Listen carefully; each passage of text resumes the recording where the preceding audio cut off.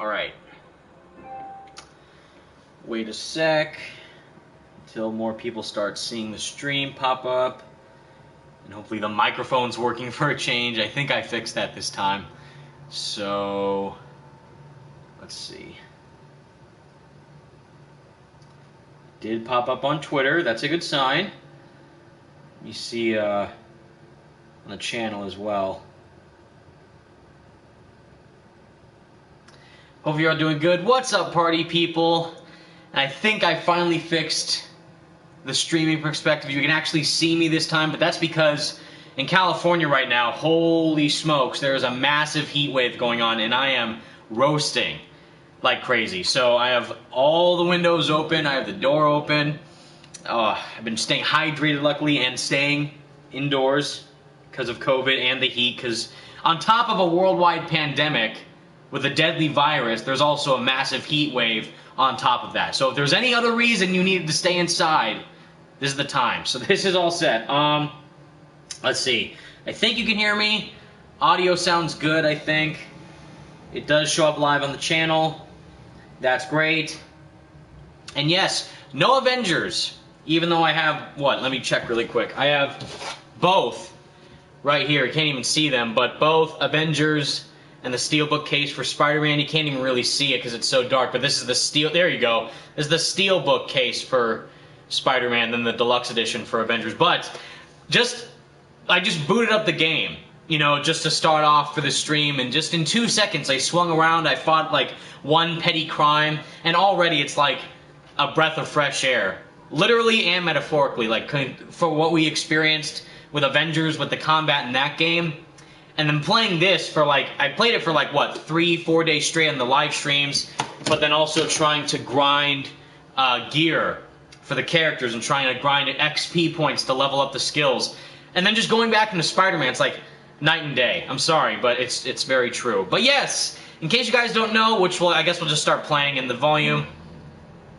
I don't really care about the volume since we played the whole game already, is that today is in fact the exactly 2-year anniversary of Spider-Man PS4. Came out on September 7th, 2018, 2 years ago exactly, and now we're here with Miles PlayStation 5 right around the corner, probably, maybe, potentially releasing on November 20th of 2020. We know it's holiday 2020. We don't know the exact date when, what time frame of holiday 2020 that could be, but the rumors did indicate, and there were some leaks on some websites, that possibly the exact date for Miles Morales is November 20th for, of course, exclusively on PlayStation 5, but for Spider-Man PS4 specifically, it is exactly 2 years old at this point. And also, fun fact, 10-year anniversary for Spider-Man Shattered Dimensions, which also came out on September 7th of 2010, which is one of my favorite Spider-Man games. Literally incredible because they have not only amazing combat, great graphics, awesome story, but Neil Patrick Harris voicing the one, the only amazing Spider-Man, the 616 Spider-Man, who is phenomenal. Can I just, avoid bumping into enemies. I was just going to say, can I just walk around him? I can't. It's been a while since I've played the DLC missions, because I've done the story, obviously, for Spider-Man, but we're just hopping right into some of the DLC stuff with the Save That Never Sleeps pack. But yes, for Holiday 2020, that's the main kind of time frame we need to look out for Miles Morales. And apologies if you hear any construction site sounds in the background. There's a lot of work happening outside with my neighbors and stuff, but I turned the volume down on the TV so that way you can just hear me and the game's audio. I don't know actually how loud the audio is. Let me check really quick for the game. Oh, it's at 6, so it should be fine. I didn't even notice that, but that's great. 6 is usually the optimal setting when you're streaming or having gameplay footage while talking over it. I think that's the normal volume you should go for. In case any of you are wondering about how to do live streams or something like that, that's what I would recommend. Definitely didn't see a robot spider on that counter, but yes, Shattered Dimensions is also a phenomenal game. Literally, I know there's 3 other Spider people in the game, not just Neil Patrick Harris is the Amazing Spider-Man, but for me, out of all of them, Josh Keaton as Ultimate Spider-Man, Dan Gilvezan as 2099, Christopher Daniel Barnes as Noir, who is a pretty close first place choice. You guys know me, I love, oh snap! I didn't even mean to press triangle, I meant to press R3, but that's interesting. Whoops. But yeah, the main four from Shattered Dimensions, I think in ranking them, Neo is first because I love Spider-Man, the new animated series. I'm a bit biased on that front, but it's still an incredible show and game performance from Neil Patrick Harris as Spider-Man. But I definitely would recommend you guys to play Shattered Dimensions if you haven't already, which some people may have not. You know, some of you guys might be on the younger side or may have not owned a PlayStation 3 or 360 since these games, or specifically Shattered Dimensions, is 10 years old now. So if you haven't had the opportunity to play it, sadly no, it's not backwards compatible from my knowledge, but definitely one of the biggest highlights for a Spider-Man game. But this, of course, mainly we're talking about Spider-Man PS4. And yes, welcome to the stream, everyone. Sorry I didn't list off everyone's names. I kind of forgot to do that, but I just kind of jumped right into a mission. We'll get to there once a cutscene happens or something, and I'll shout all you guys out, but I apologize. But hopefully you're doing okay during all the craziness. Avengers, hopefully you're enjoying that as well, in case you missed my review of it.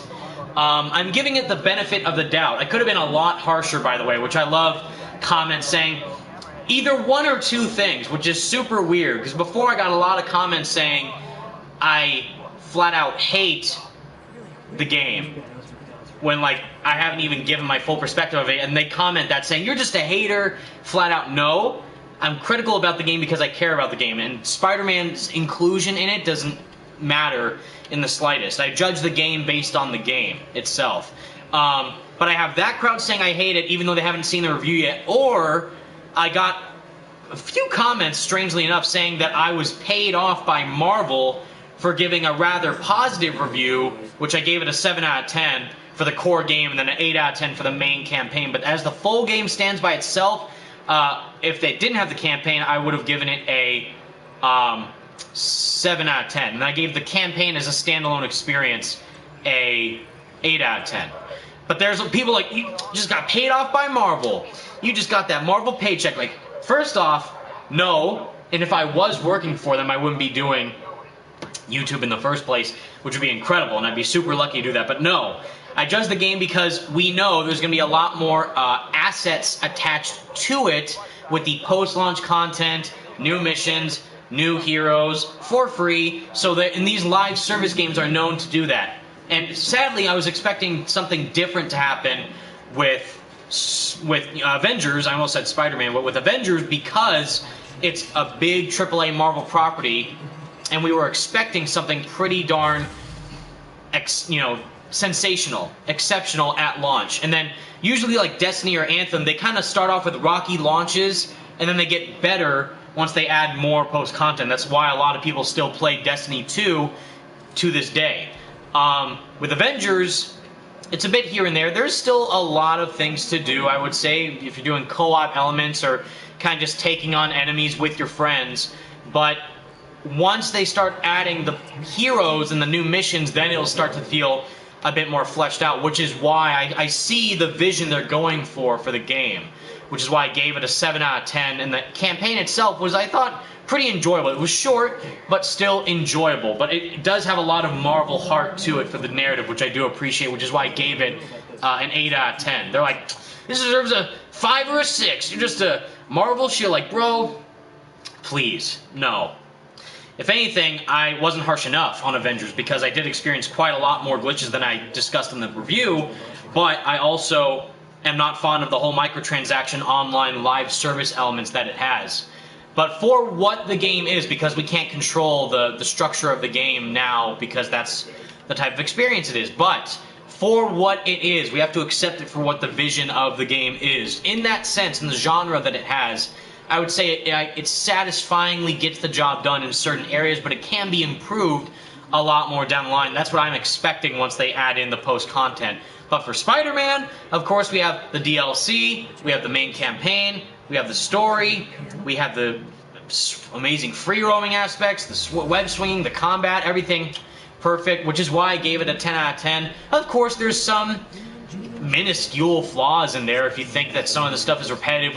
That I personally think there's a lot of variety to be done when you mix gadgets, aerial combat, webs, your suit powers, your suit mods. There's a lot to be done to mix up the combat to always feel fresh and new and different. Whereas Avengers, you're just kind of smashing enemies non-stop with no strategy input on how to take them down. Spider-Man, you do have strategy. You have to think about, do I want to go at them head on or go up them, aerial, take them on in the air, or take them out stealthily. There's a lot of elements like that, which gives you a lot of variety there. And of course, they can expand it further in the next game, or Miles. Next game, I mean the official sequel to Spider-Man PS4 with that of Marvel's Spider-Man 2. But I think there's a lot of depth here for Spider-Man PS4. And the story is incredible. Literally my favorite Spider-Man story. One of, if not my main favorite Spider-Man story of all time is for this game. Of course, there's the comics and the movies, but for me, I connect with the game a lot more than any other version that's existed so far. And that could be saying a lot, but that's just how I feel. And the city feels alive.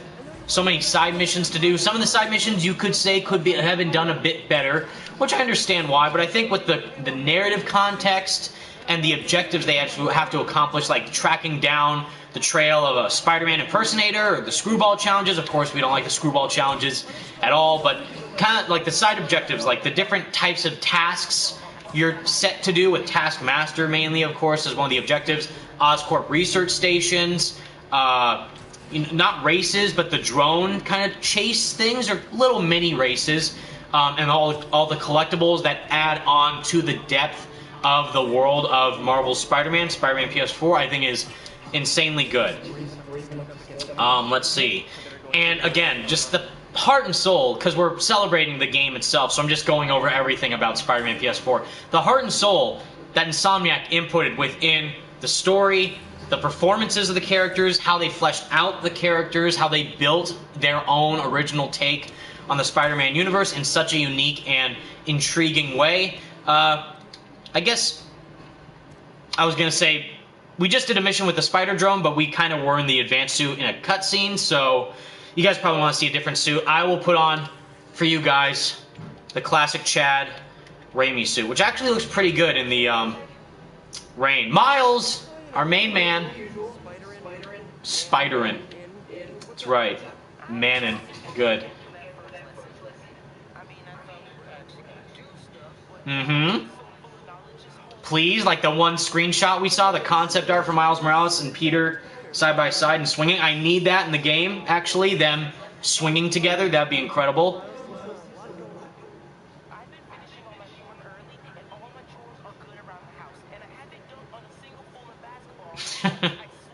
Najee Jeter, I'm telling y'all right now, Najee Jeter is going to knock it out of the park in Miles Morales PS5. Literally. Of course, respectfully, everyone loves Shameik Moore as Miles Morales from Into the Spider-Verse. You know, of course, Oscar-winning, phenomenal animated Spider-Man movie. Shameik Moore played Miles Morales. I think that he did a great job as Miles in the movie, and easily is one of the best, if not the main interpretation that people are going to look at as Miles going forward. Like, oh, if they read a Miles comic book, or if they play even Miles Morales, they're like, where's the Spider-Verse suit? Or when they read a Miles Morales comic book, they're going to hear Shameik's voice as Miles, which, respectfully so, he did an excellent job. But I think Najee, how they built him up in this game, starting off with his kind of origin story, forming how Miles is becoming his own Spider-Man in this game, where he got bit by the spider, and then Peter kind of trains him off screen, that by the end of the Silver Lining DLC, like what we see, he's kind of, of course, guiding him to be Spider-Man. Then now, he's going to be his own Spider-Man in the official, Miles Morales game. So, and I think, of course, this is a Miles story. Just like this is a Peter Parker story, first and foremost, for Spider-Man PS4. I think that the, of course, Miles Morales PS5 is going to be a Miles Morales core to the heart narrative, which is going to be extremely cool to see, especially since of how long, you know, these games are. Spider-Man PS4, if you include the DLC, the base game alone was 20 hours long for the campaign. I'm trying to see if I can stealth takedown anyone. That's why I'm looking around here. Whatever, I'll just go in webs blazing. Why not? God, the combat already just flat out just feels so much more refreshing than Avengers. I'm sorry, but it's true. But I think with what we have seen of Najee from this game's performance in this universe and seeing where it's going to go forward into the future is going to be extremely exciting to see. Especially with how now his dad's gone. Sadly, Jefferson kicked the bucket, depressingly. But his mom is still around, and Peter is guiding him to be Spider-Man. But he's going to be on his own, which is why you got to love the callback to the song choice they used in the trailer for Miles Morales is On My Own by Jaden. Because he is. He's on his own as Spider-Man. And sure, maybe Peter might be in the game, but it seems like he's off doing his own thing somewhere else. If he's still in New York, I don't know, but it sounds like Miles is going to have to deal with this new threat, the high-tech energy corporation, by himself with the narrative. And whether or not that's with Roxxon or Oscorp or Tricorp or Smythe Incorporated, all these different possibilities. Alistair Smythe, the Spider Slayers, or Roxxon with the Magia, and they bring back some type of criminal entity there or something. Very excited to learn more about that. I think they're going to do a great job fleshing out further this universe, building the Spider-Man lore even more with Miles, and then, of course, hopefully, I don't have any inside info, so don't ask me, hopefully that'll translate and connect, maybe as a post-credit scene or some narrative beats throughout Miles' story, as to how that game is going to connect to the official sequel to Spider-Man PS4 with Marvel's Spider-Man 2. I'm very excited to learn more about that. And if it all is just if they go about it in such a great way, I am so down. Almost dead, but thank God the Web Blossom's here to save me. That was insane. Whew, but again, you can't really blame Avengers for having kind of a not clunky combat system, because it does feel really fun for certain characters, like, I would say Kamala and probably Iron Man are the most fleshed out, because they're trying to juggle all these heroes at the same time in a AAA format. You know, we've seen that with Ultimate Alliance, but that's kind of like, yeah, they're different, but they're kind of the same. You just smash one button and take out enemies without thinking, as just kind of a different skinned character. But that's not in the same scope as a combat system you would expect in a AAA format like this. And they're trying to do this type of combat as a fully fleshed out system for every single character in Avengers. That's a lot to juggle all at once. And I respect them for trying to do a lot at once, but it just feels not clunky, but just kind of stuffed. You know, it doesn't feel like one character in particular, like, oh, this game was meant to be an Iron Man game. This game was meant to be a Kamala Khan game. You know, it felt like they just tried to take a blueprint of the base combat for each character and then apply it for their power set. So Iron Man can fly, shoot lasers, Kamala can stretch and use the embiggening powers, which is all well and good, but then sometimes it feels a bit too much at once. And it seems like they're not trying to flesh them out enough because they're trying to juggle everyone at the same time. So that's where I kind of have a fault with it, but that's just me. You could feel different, that's fine, but that's just how I personally view the combat. Whereas this, or the Arkham combat, you know, in specific, just feels so smooth and so refreshing when defeating an enemy. Because look, I just took out all those guys with a gadget or the suit power. I have a 100-hit combo, so I'm building up more of, you know, Spider-Man's mobility while he's fighting. Combos keep on growing further with the suit mods that I have. I can web them around with the web rodeo, sling them back. I can use the environment to my advantage. There's a lot of depth here, in my opinion. It feels great. Woo! Alright, are we close? Let's see. Almost? To the ground? There's one guy left? Is that it? No? Who's left? Oh, I didn't even know where they went. It's like, are they all gone? What just happened? There's one guy left. Didn't complete the side objective. Oh, there's still more? Alright. But see, unlike this, it doesn't feel like all the enemies are just dogpiling you, because you have enough room to move around. Whereas if you're trying to dodge an enemy in Avengers as the Incredible Hulk, who shouldn't have to dodge an enemy in the first place, that's where it feels a bit janky in some areas and doesn't feel polished enough in that regard. Because I shouldn't have to evade an enemy as the Hulk. I should have just bum rushed them in and just obliterate them with just a few punches. But because they're trying to balance everyone's moveset in such a, you know, equal way, it kind of makes one character feel less powerful than another. But that's just my opinion, I guess. Wham! Are we done? No? I'm fine if there's more. Oh, that is it. Okay, great. Alright. Whew! Full campaign on Ultimate Difficulty says Dead Man Walk 32. Maybe, if you guys are down for that. I feel like I already did that in a previous live stream. I know, trust me, you guys want me to get back to Radioactive Replay. Me too. But there's a lot of stuff going on around, you know, my living quarters. Of course, a lot of things going back and forth with trying to set up the streams for the PS4, and also the how I recorded the PS2 games and the PS3 games is actually downstairs in my other living room setup.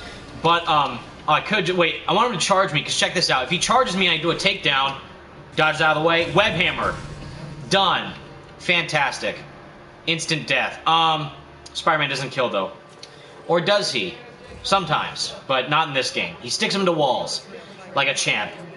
But yeah, I want to get back to Radioactive Replay. Of course, I still wanted to do a Radioactive Replay of Ultimate Destruction, actually, because I did, you know, prototype playback and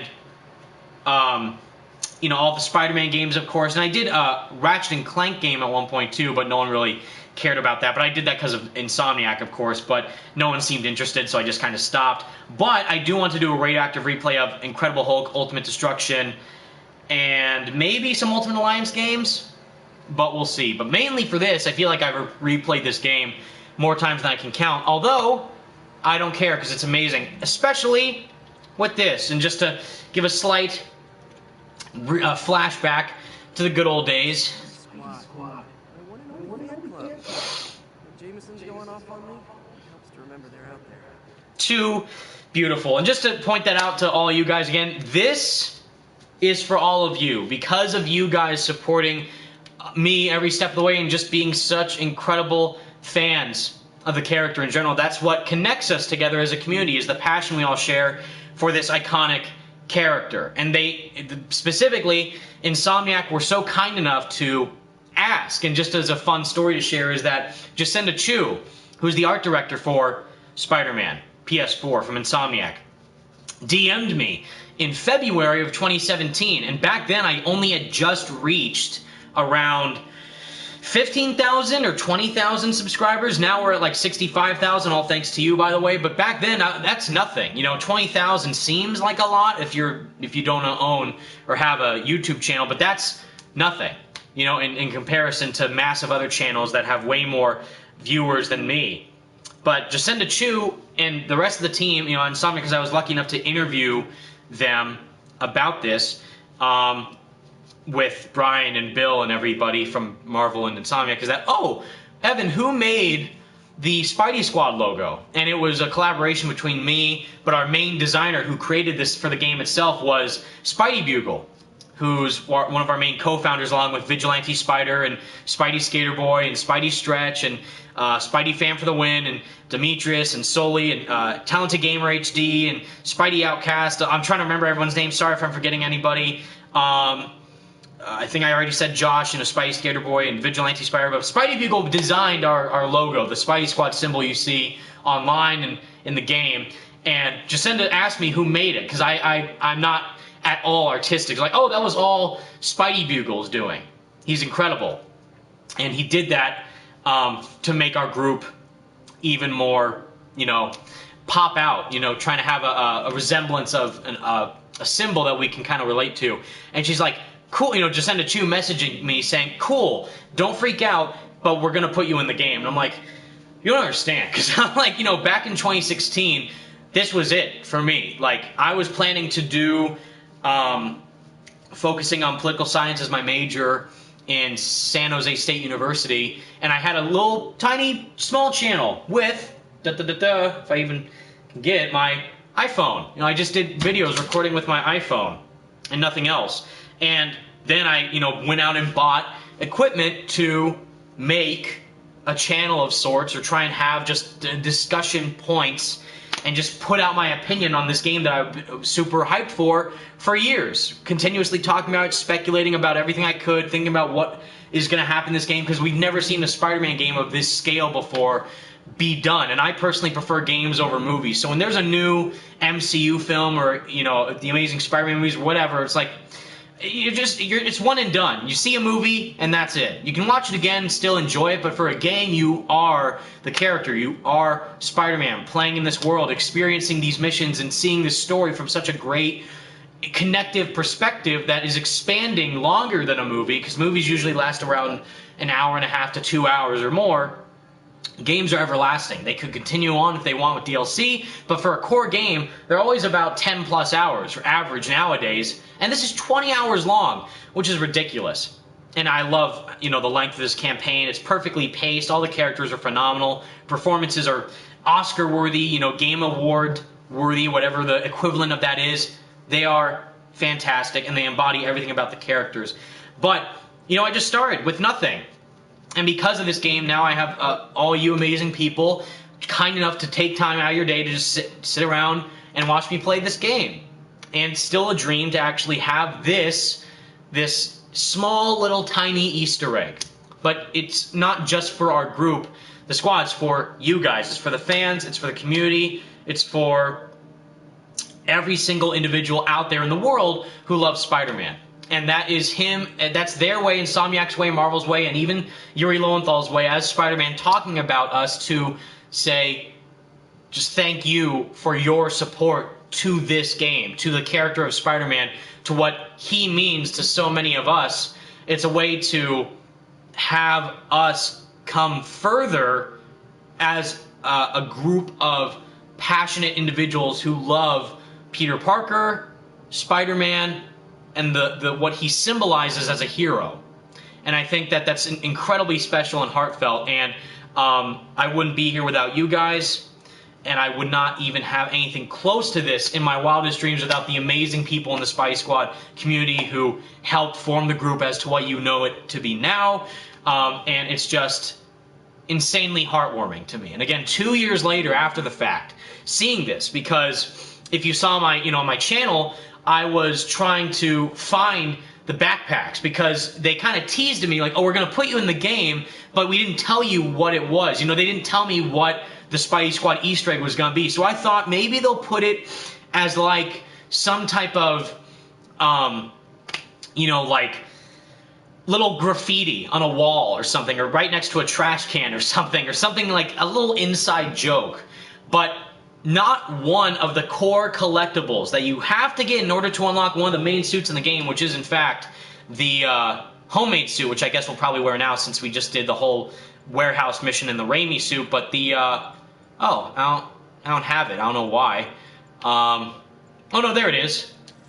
Yeah, you have to get every single backpack in the game to unlock this suit, and we're lucky enough to be one of those that Spider-Man himself, who is my definitive Spider-Man. You know, some of you guys say Tobey Maguire, any one of the live-action, you know, actors, Andrew Garfield or Tom Holland is the Spider-Man. I understand that. Me, personally, I connect more with the voice actors. Like, for me personally, none of the live-action Batmen have lived up to what I think Batman to be. But I think Kevin Conroy, even though he's just a voice of the character, is literally the best Batman of all time. Same thing with Mark Hamill as the Joker. Heath Ledger and Joaquin Phoenix are incredible in the roles in the films. But I think Mark Hamill, voice alone, carries such weight and depth to the performance of the character that I can't think of anyone else other than them in the role. And I think the same thing about Yuri Lowenthal as Spider-Man. And hearing him say this, you know, is just him as Spider-Man, and the Insomniac crew and the Marvel crew and everyone who worked on this game, PlayStation as well, saying thank you to you, the fans, to you, the community, to us as a whole, just is incredibly touching to see. And it shows how much they care about us, how much they care about this character, and how much effort they're putting in to make a incredibly touching game. And it's so cool to see that in a AAA game and a property as massive as Spider-Man. But yeah, just enough rambling. Let's just continue playing. That took like, what, 10 minutes long? Just giving you some heartfelt speech. I apologize, but I love you guys. Thank you for just supporting me every step of the way. My journey from this game, ever since its announcement to now, has been crazy, and seeing how it's going to continue even further with Miles Morales in like, what, 2-3 months time, and then probably even further with even Spider-Man and Avengers, and then also Spider-Man 2, with, Marvel Spider-Man 2, obviously they're going to make it, because not only do we already know it's going to happen just because we want to see what Venom is going to be like in this universe, but also they kind of confirmed it in the article. If you remember, Brian Horton is the creative director for Miles Morales, PS5, but Brian Intihar, in one of the Miles Morales PlayStation blog posts, said, oh, Brian Horton is making the experience of Miles Morales PS5, while Brian Intihar is continuing to think of further ideas to expand the narrative further in the Spider-Man universe, because Peter's story isn't over yet. He's not dead. He's not in a coma. He's not missing. He's still alive and well. He's doing badass stuff, I bet, and he's going to be even more showcased, maybe in Miles, but also, of course, in his main sequel down the line. And that's so awesome, and I can't wait. It's going to be great. Absolutely incredible. How kind of them to wait for us. Very touching. Oh, ouch. See, shields. Dodge, of course. I keep almost thinking back to Avengers because I'm trying to do like heavy attacks, but we don't have that in this. Although Spider-Man is definitely going to have, heavy attacks in Avengers once he's included in the roster.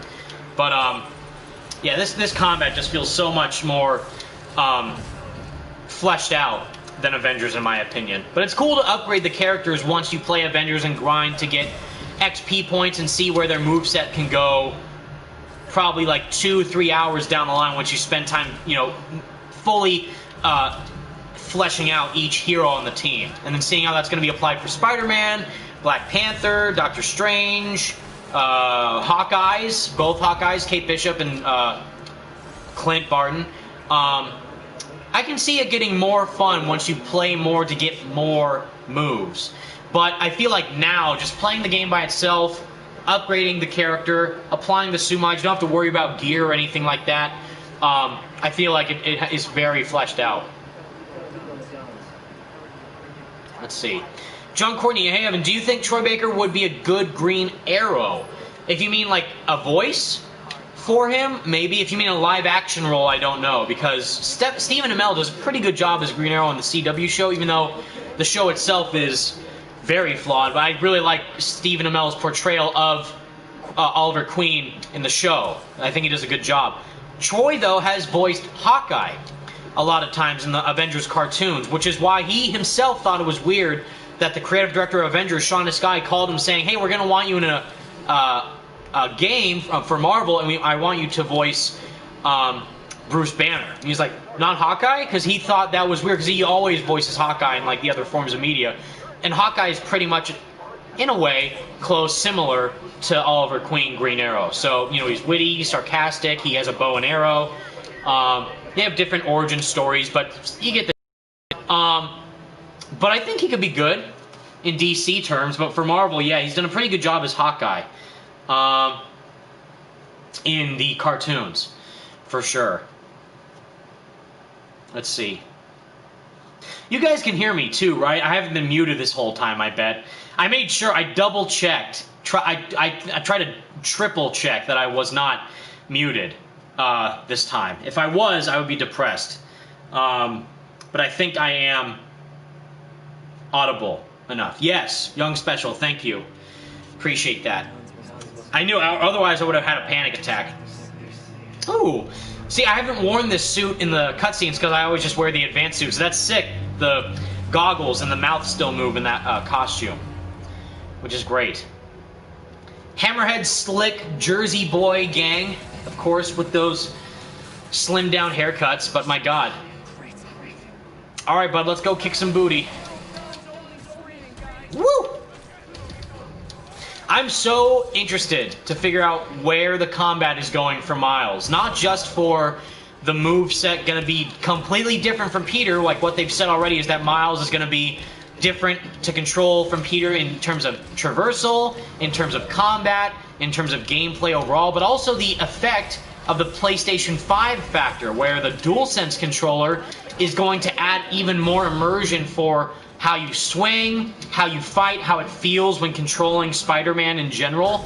And the Spider Sense is going to be incorporated in the DualSense with how it's going to vibrate depending on what direction a certain enemy is coming from, and how on the right side it'll vibrate if an enemy's on the right, and the left side will vibrate and the enemy's on the left. Or the Venom Blast is going to vibrate and kind of transfer sides for the DualSense controller, which is going to be insane.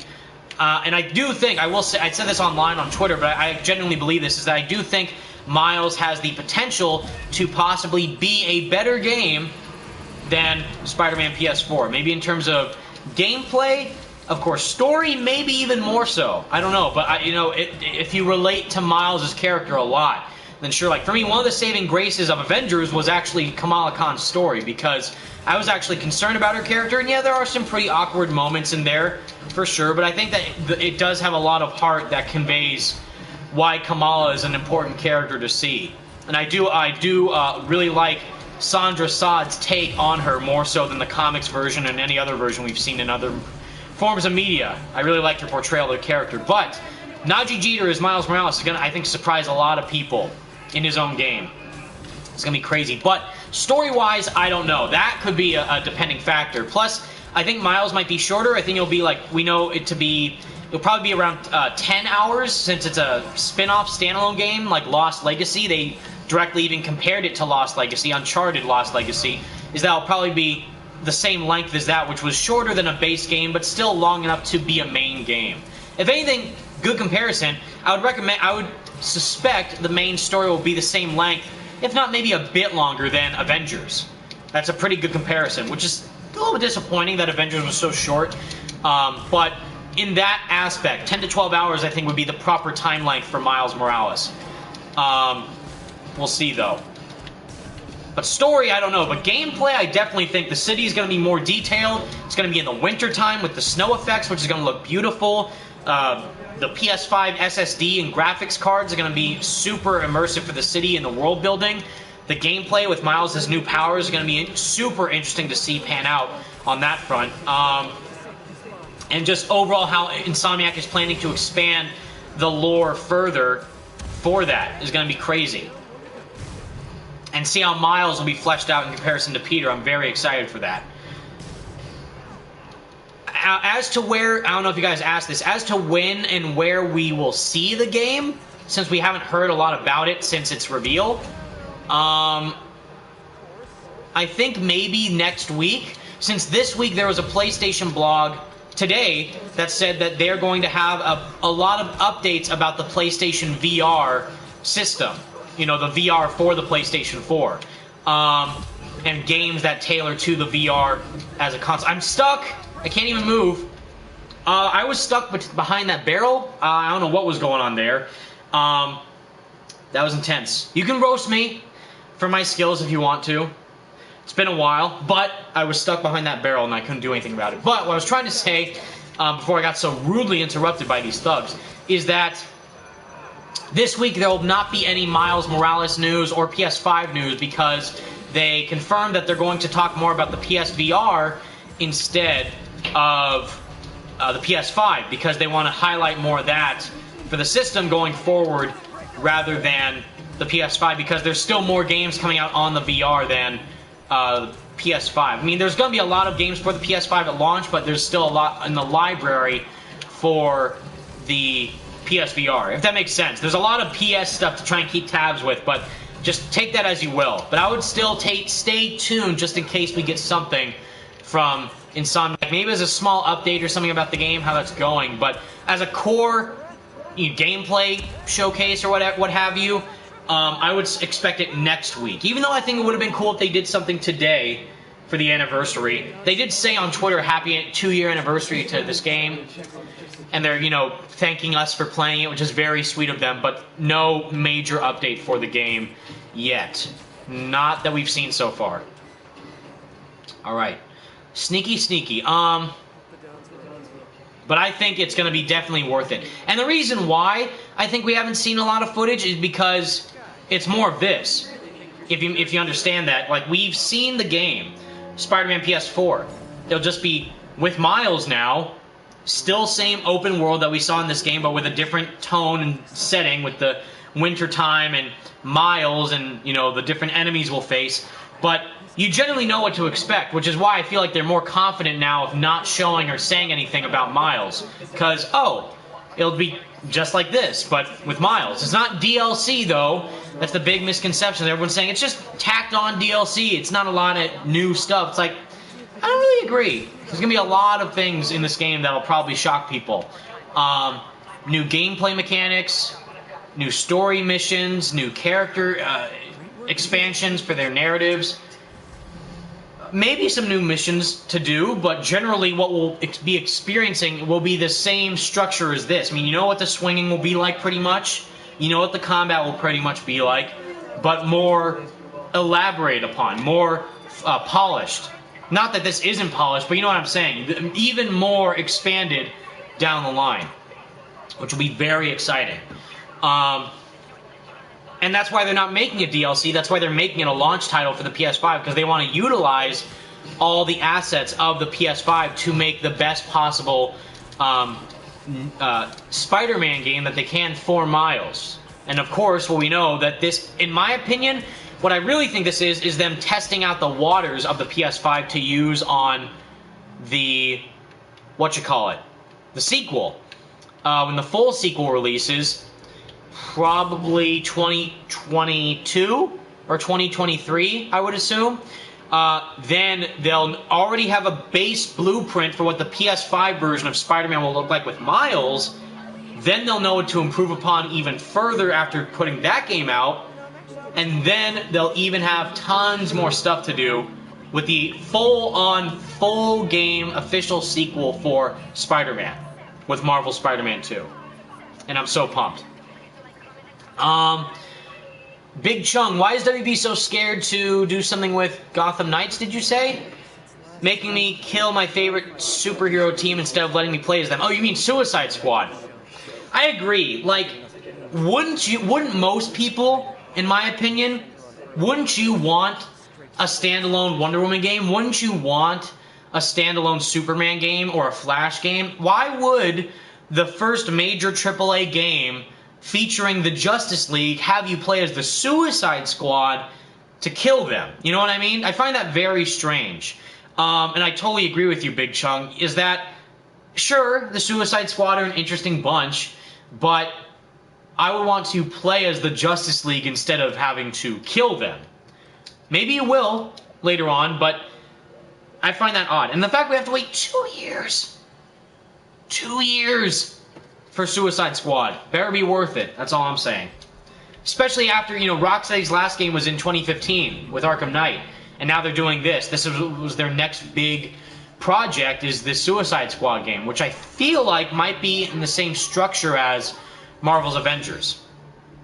We don't know that for sure, and we don't know if it'll have any live service elements. It's already confirmed that Gotham Knights won't be live service, which is good, but it still has some of the same co-op RPG elements that Avengers has, with the damage numbers, co-op... Oh, I pressed R2 instead of R1. Whoops, that was bad. I wasn't even paying attention to that. My bad. But you understand what I'm saying. The structure of the gameplay, I feel like, will be pretty similar or familiar to what we have already seen in Avengers. It could be different and maybe even better than Avengers, especially since it's not a live service game, which is great. But who knows how far they'll go. They will approach it on that front. I don't know. I think it looks okay, and it's certainly different that they're not doing a Batman game. You know, they're doing a Bat Family game to elaborate further on the crew of the Bat Family. You know, oh, Jesus. That's right, do a takedown. Aw, snap. I don't know who spotted me. I guess one of the snipers on top, but it said I was safe, so the game lied. Anyways, what was I saying? Gotham Knights, I think, looks pretty cool, and the interviews that they've done with the developers sound very interesting. You know, like, fleshed out the character play style. You can have even two of the same character in a play session. So it's 4 members of the Bat family, but 2-player co-op, if that makes sense. And even so, you can have 2 Batgirls or 2 Nightwings or 2 Red Hoods or Robins in the same session of your game in Gotham Knights, which is very immersion breaking and strange. And I actually like it in Avengers where you don't have to, or you can't, I should say, not you don't have to, but you can't have you can't have 4 Hulks or 4 Iron Men in the Avengers Warzone missions. You can only have the characters that are there now one at a time. But Gotham Knights won't have that, which is very odd. And I don't know how that will fare. Maybe people will like that, maybe they won't, but I'm curious to see how that will turn out. Can I take him out too? Wait, it's safe. Shouldn't be worried about that. This is safe too. Just destroy that crate. Good job. Wait, can I go here really quick? Wait, he's seeing me, but am I safe? No? This guy's looking at me. Wait, I'm safe with this guy. That guy on the left is deaf, but no worries. I'm trying to get the XP points to get gold. I feel like I'm going to get silver, though, but we'll see.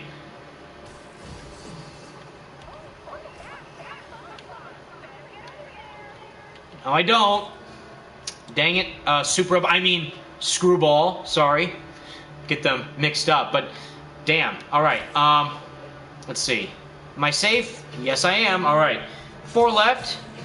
There wasn't really anyone over there on the photobomb. Oh, there was. Wait, can I lure him over here then? I mean, do that actually. Hold on.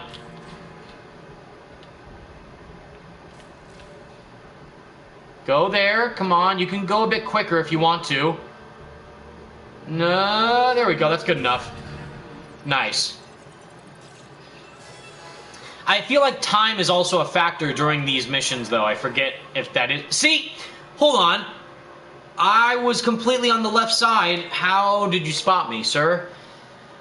Please tell me that. Anyways, yeah, Screwball reminds me of the Riddler challenges from Arkham games. Yes, so does Taskmaster, but luckily you don't have to find 5,000 trophies in the open world just to beat up Riddler, like you had to in Arkham Knight, which even though I do really like Arkham Knight, I do find that a bit dumb, that the only way that you can beat up Riddler is that if you collect every single one of his trophies.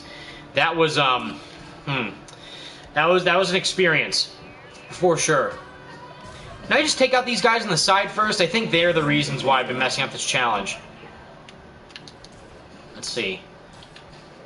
But see, yeah, I'm doing this just by doing takedowns with the stealth missions, but you can do it about using gadgets. Like I also use the impact web or the trip mine. I can even use the electric webbing to stun them for a little bit if I want to. So there's a lot of variety here, which I very much appreciate. Okay, that guy is super deaf. He didn't even hear me take a guy out right behind him. Let's see. Right here. Safe. Safe now. Whoop! Yoink. Great. Yeah, I can't say your username, but I failed this constantly. I did too. The first time I did this DLC, I failed it a lot as well, which was crazy. Let's see. Can I can't do wall takedowns, which I do find a bit weird, but what I can do is backflip off and do this super OP tactic is just impact web him. I said impact web him like that, even though I'm in midair, but still that counts. Oh, wait, no. Almost saw me. That was close. Who's trying to spot me, though, on the rooftop? I'm being super quiet about this whole thing. Who is looking at me? I'm scared to find out. Oh, he sees me. Uh-oh. Wow, that actually didn't count of me getting detected. That's insane. I'm surprised. Let's see, there's another villain there. Let me go on the good old American flag and take him out like such. But yeah, don't worry, guys. I think after the feedback we've seen from Insomniac, or the feedback that Insomniac received from us, I should say, and what happened at the end of the Silver Lining DLC... Excuse me? Wait a minute. Did you guys just see? I'm on the rooftop.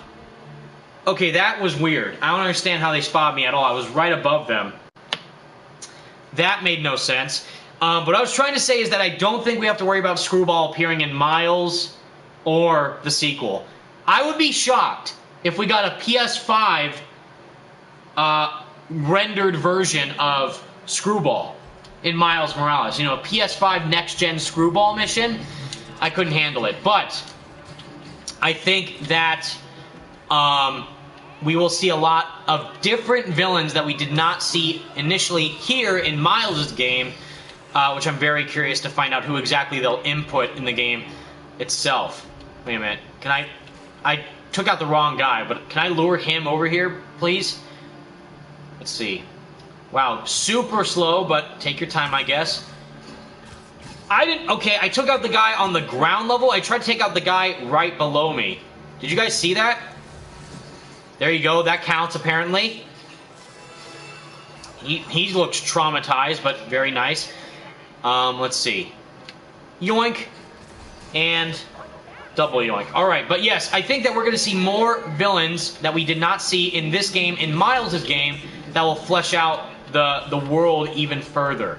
Although I do want a rematch with Rhino as Miles in his game, which I think is going to be crazy.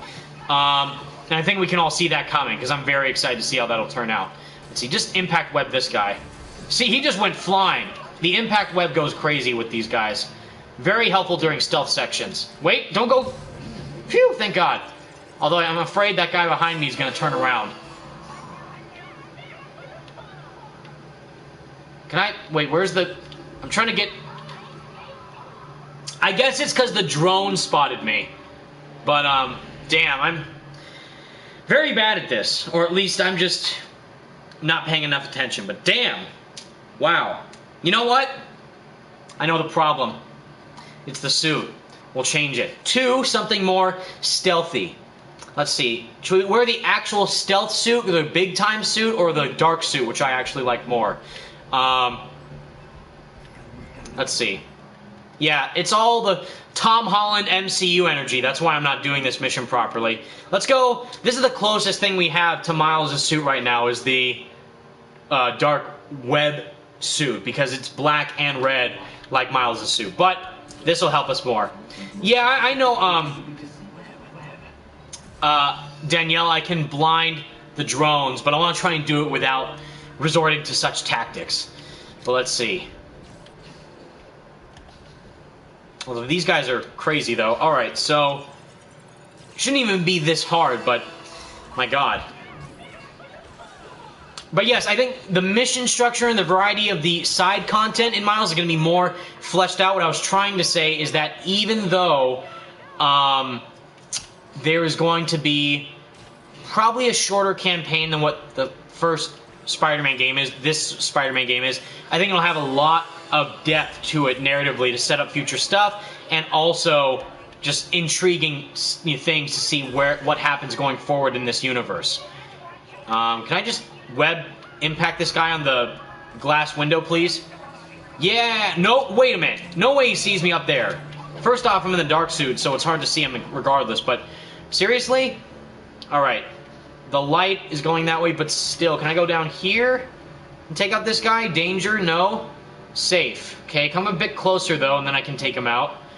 But yeah, I think there's going to be a lot more variety in gameplay, mission structure, story details, and of course suits, because we all know everyone's going to be begging for suits in this game, unlike Avengers, which has really scummy monetization practices, which I'm not a fan of, but especially in regards to the suits, because a lot of people are, mad about that. I don't care about suits, but say, for example, I've used this example already, but say if they included the Raimi suit in Spider-Man PS4, and the only way that you could unlock it was through microtransactions. That would be super disappointing and would not fare well for the common folk, the common fans.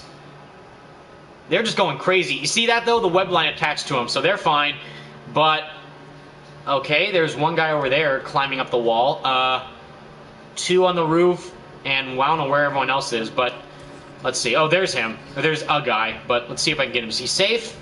Yes. Yeah, but I think Miles in general is going to be very intriguing to see play out more. And I'm very excited. Okay, I don't want to do anything like that because they're right next to each other, but where's... Yeah, I'm going to go down here and get this guy. Danger Y. Okay. Oh, wait. Look away really quick. No, I can't... Oh, there's already a guy here. Right next to there. Let's see. Safe. Go. Quick. As quick as possible. Alright, let's see here. Safe as well. Please don't get caught. Alright, so now there's two on the roof. Now, let me go very fast. As such. Super jump.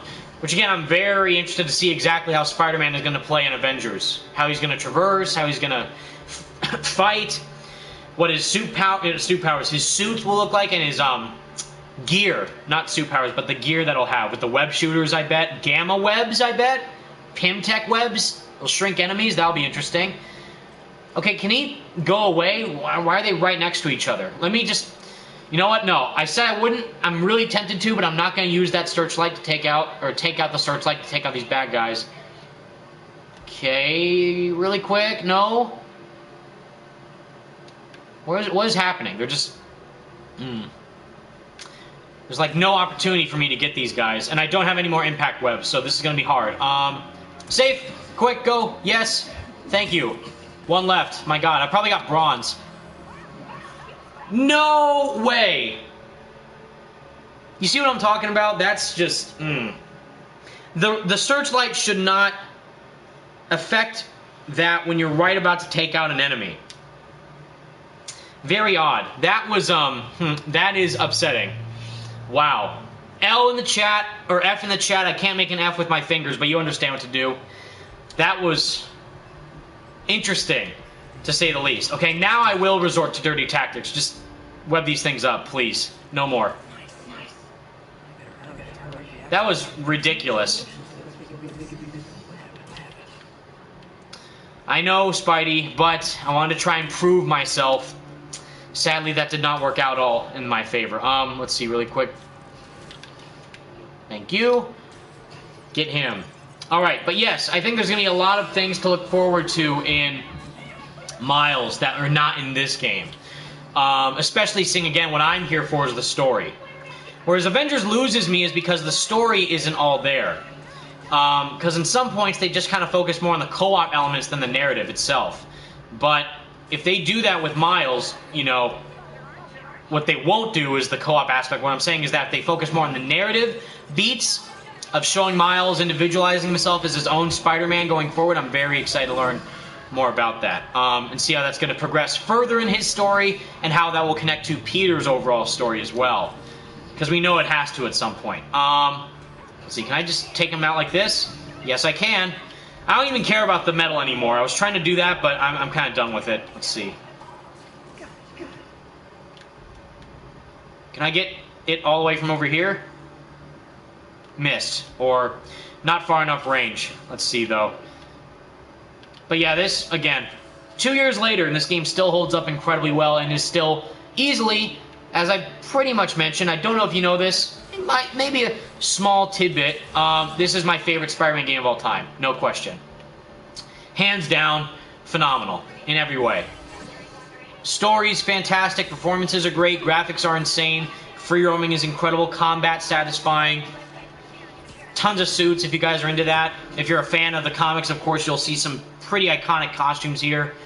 And just Insomniac in general being probably one of, if not the most passionate developers imaginable to tackle this property is unbelievable on their part. What they managed to achieve was beyond my wildest dreams. Avoid the spotlight. I swear to God, if I get hit by them, I'm going to cry. Can I... Okay, they're looking right at each other, so I can't really do anything about that. Okay, he's going this way. Is he safe? Let me just do this to him. Okay. What am I doing? Okay, I meant to web zip to across here. I didn't mean to go towards the light. That scared me. Safe, but he's right in the spotlight, so... Okay. I was scared for a second. My God, I just want to get this over with. Use the trip mine? Yeah, but I'm afraid that it'll, like... Because they detect you sometimes. when you use the trip mine, but let's see if it works on him. Yeah, like that. They kind of spot where you are, where the trip mine came from. Thank God. He's safe. We're done. Moving on. Jeez, that shouldn't have taken that long. I apologize. I let you guys down with my Spidey skills. That was terrible. But yes, and again, it's just a good time to be a Marvel fan regardless of whether or not you like Avengers or not. But see, getting an Avengers game of that magnitude in a AAA scale is cool nonetheless.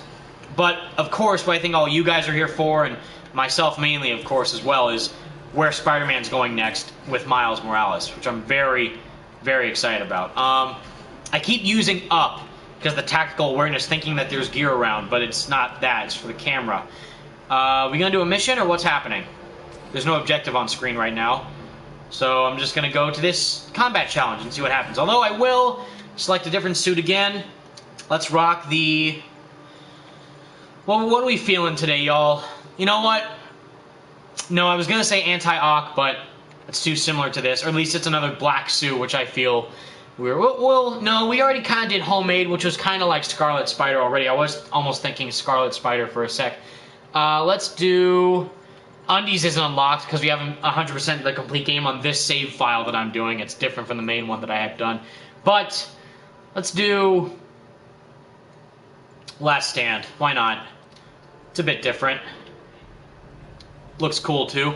But yes, again, you can just, you know, it's not like Crystal Dynamics is not passionate about the Avengers, but you can feel with every ounce of this game how the world is built, how the how the gameplay feels, that it just oozes passion of the character of Spider-Man as a love letter to him as a hero, and it embodies everything we know and love about the character in such a great way for the game. Avengers, you know, I feel like it's just a Marvel version of Destiny, and it could have been fine if it was structured in that way, but kind of just doing something a bit more unique, but it's just literally the same thing. There's not a lot of ingenuity or innovation on that front. It's just like, if you play Destiny, you'll know what to expect. If you play Anthem, you'll know what to expect from Marvel's Avengers. The story is different than those two games, but the gameplay structure is pretty much not identical, but very similar. Wait a minute. Purple means photobombs, of course. Again, just fighting in this game is so much fun. I never get tired. People say they get tired of beating up enemies in this. I don't see how, at least in my opinion. I feel like there's so many different ways to go about combat in this game alone. I mean, check this out. We'll do it right now. Let's see. Right here. You know what, even more so, let me equip a different suit power. I've been using Web Blossom this whole time, but I love, because that's my favorite one, but I love some of the other suit powers that are here. Let's do, what's the one for Last Stand? Is that like the tougher punches, or what? I feel like it's like something to do with like defensive stuff or offense. There it is. Unrelenting Fury. Enemies cannot block or interrupt your attacks even if they have shields. So let's try that. Let's see here. Bam, done. Keep beating them. It's the Spider guy. Let's beat the crap out of him, folks. Even though I'm pretty skilled at dodging all the enemies, it's still interesting to see how far you can utilize your, you know, attacks in such a fast manner when it comes to this. Oh, snap. Ran out of the combo finisher time limit, but oof, can do that even more. Let's see here. Woo! Go down here. Webs. Whoa, he's not even close to... Okay, I was going to say he's not in the square yet, but... Oh, well, that's a perfect photobomb, actually. That was a great shot. Woo! Alright then. Snap. But still, I love the amount of gadgets that Spider-Man has. Again, Trip Mine is my favorite gadget, I think. There's so many different ways that you can utilize it, and it just seems great. Yeah, right, the guy right behind me. And throw the door at him. Yeah, come on. There he goes.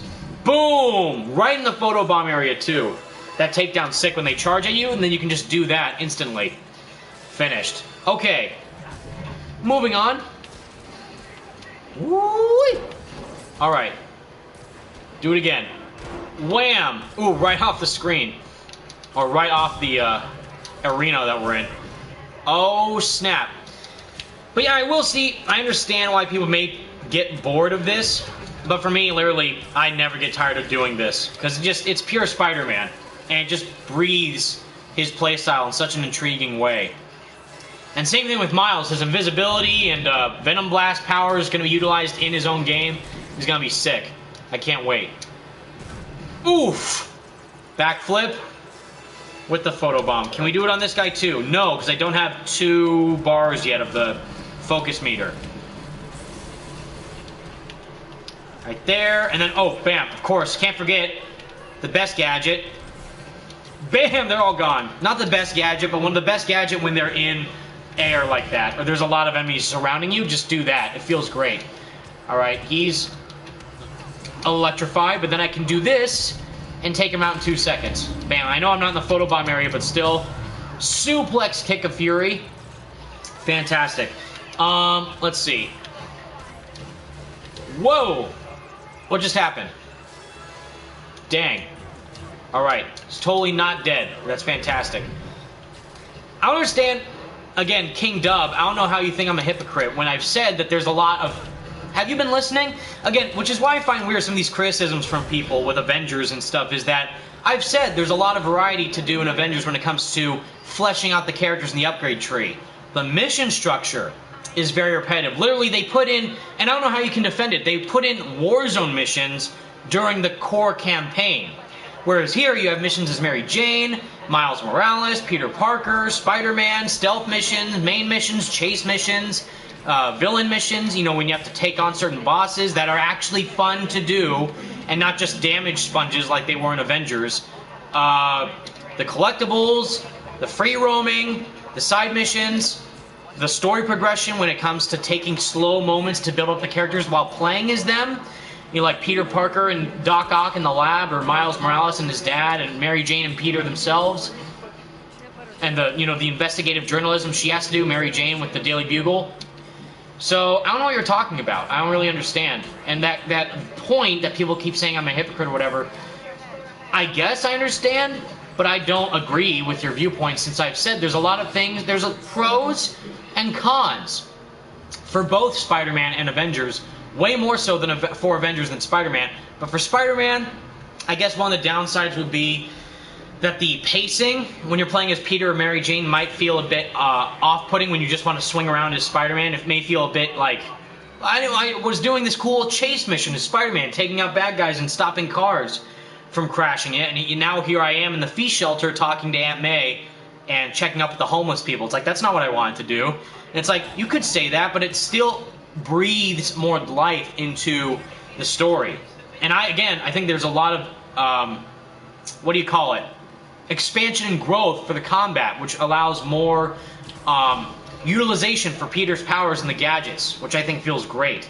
And again, Avengers just doesn't feel that way. It feels like they took a blueprint for each character and applied it for the move set that is tailored to the character's powers. So like each character has a ranged attack, special power, the heroic moves, you know, all that stuff. And sometimes it works for a character like Iron Man and Kamala Khan, but for a character like Captain America and even Thor sometimes feels a bit odd.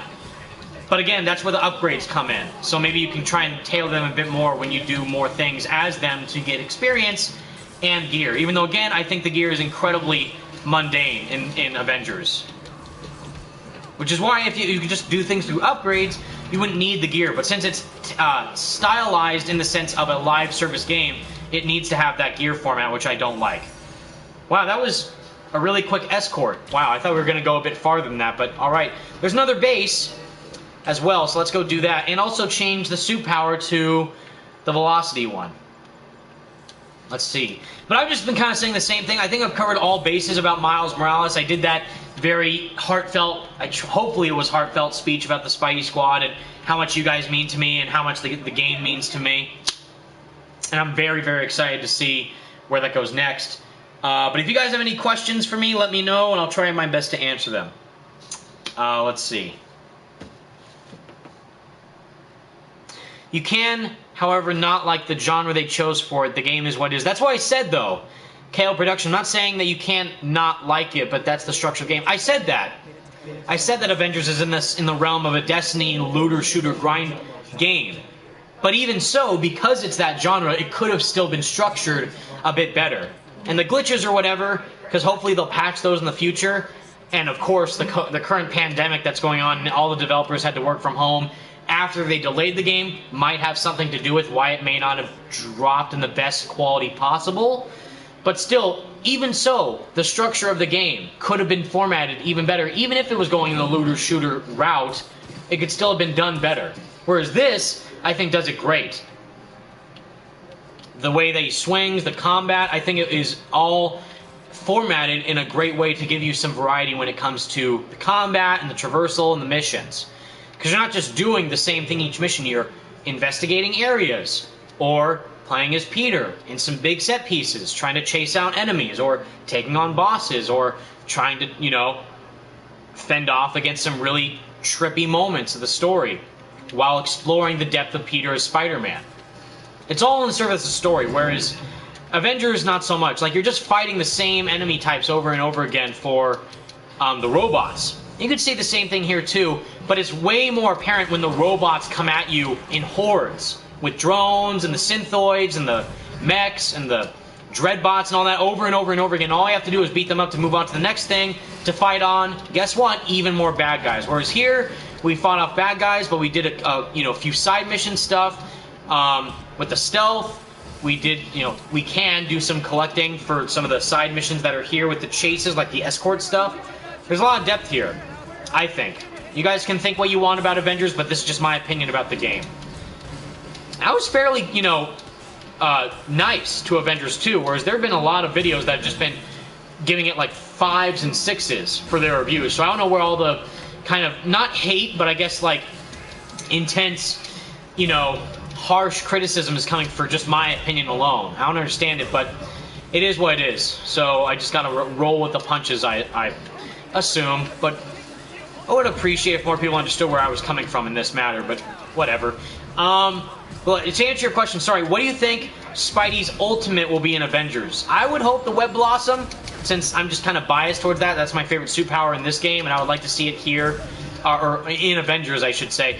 But because it has to be like a big area of effect attack. What? Thor's is the Bifrost, Tony's is the Hulkbuster, Kamala's is Embiggening, Cap is the Shield Bash, which then he can use more faster combos with the shield, which is interesting. Natasha's is the staff, which I really like, actually, her bow staff. I already said Kamala, and Hulk is the Thunderclap. That's why I'm forgetting is Hulk. Spider-Man, maybe he might get a bit faster in combat. Maybe he'll already be pretty fast as is, but maybe he'll get faster once you start to do the ultimate ability. I don't know for sure, but I'd be down for that if they do something of the sort. Let's see, Velocity Suit, we got this move. Let's sprint through everyone like this. Again, suit powers. Offers really a lot of variety if you want to try and mix up your combat style, which I find very fun. Bam, everyone's done. Bum rush them. There you go, what Spider-Man's known for. Finished. I think it's great. But yeah, I'm very curious to see how Spider-Man's combat style, but I'm scared at the same time. Combat, I feel like, will be fine for Spider-Man. The traversal for every character, not just for Black Widow or Kamala Khan with the swinging that they have. Like, Kamala can swing with her hands, then Black Widow has her grappling hook. It just feels so clunky and does not fit at all with some of these areas, like the snowy tundra, or even Captain America, the wall running and the double jumping. Very strange. But Iron Man flying, if you don't know, you can there's an upgrade in Iron Man's skill tree to increase his flight speed, which is cool, but it sadly uses some of the special meter, the intrinsic mode or whatever that he has in the game. But still, that's cool that you can have a traversal upgrade for Iron Man in Avengers. But it doesn't fit well for some of the other characters. Like, Hulk is super slow in Avengers, and I can't stand how slow he is. It's super clunky when you're trying to move around as Hulk, when he should just be leaps and bounds, but he just kind of hops slowly. Maybe there's an upgrade there too. I don't know for sure, but I highly doubt it. He can't go too fast or else it'll break the whole game. Same thing with Thor or Iron Man. They can't go too fast or else the game can't load all the assets that are within it. But it still offers some depth to it. But for the traversal itself, it's not really the core focus. The core focus of the characters in Avengers the core focus of the game of Avengers is the combat, and they do enough to make each character feel different, but again, they're still in the same blueprint structure of every single mode and, you know, type that you have, with the ranged attacks, the special moves, the blocking, or the, you know, the R2 ability, I should say. Because Iron Man and Cap can block, Hulk has Rage, Kamala is, that's like the super move, the super mode of the characters to enhance their attacks. Like, Hulk has Rage, Kamala has the Polymorph. Widow doesn't have anything with R2, she just has her grappling hook, but she has, if you do a relentless combo streak, she'll kind of do more intense, faster damaging combos. And Thor has, again, the same thing, increased damage with the Thunder. He has the electricity to charge through Mjolnir, so whatever. You know, there's some depth there, but I wish it could have been a bit more in that regard. But again, like I said earlier, because I'm not hating the game, I'm just giving my own personal criticisms and ways that they can improve it, is that Avengers is juggling a lot. That's one of the reasons why some of the characters feel more fleshed out than others. Like, Iron Man feels more fleshed out, in my opinion, than Hulk does. Because he has his repulsors, his lasers, his rockets, whereas Hulk just smashes. And the rocks can just be thrown, and that's it. But, whatever. Damn.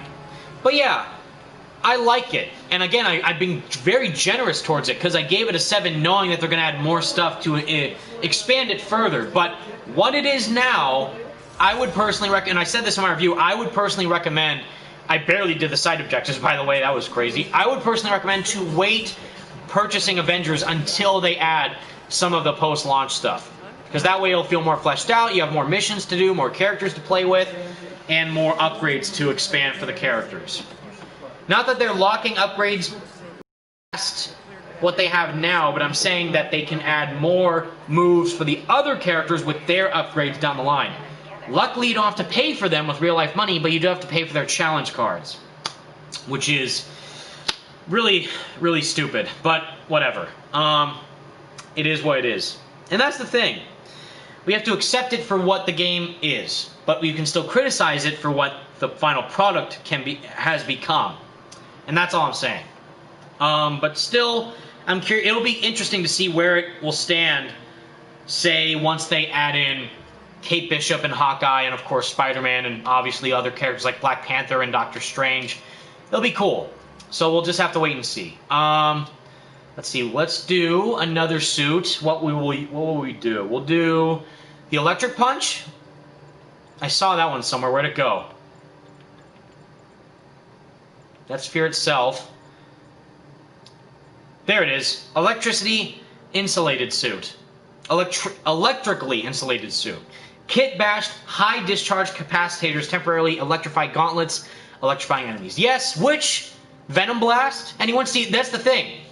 You could say, oh, it's DLC because they're just going to do this for Miles, right? But no, because the Venom Blast is going to have its own upgrade tree. We don't know that for sure, but what I'm assuming is that each power, like here for Spider-Man, he has Innovator, Defender, and Web Slinger. So aerial combat, more stuff kind of tailored to the evasive maneuvers and kind of stealth mechanics that he has going on.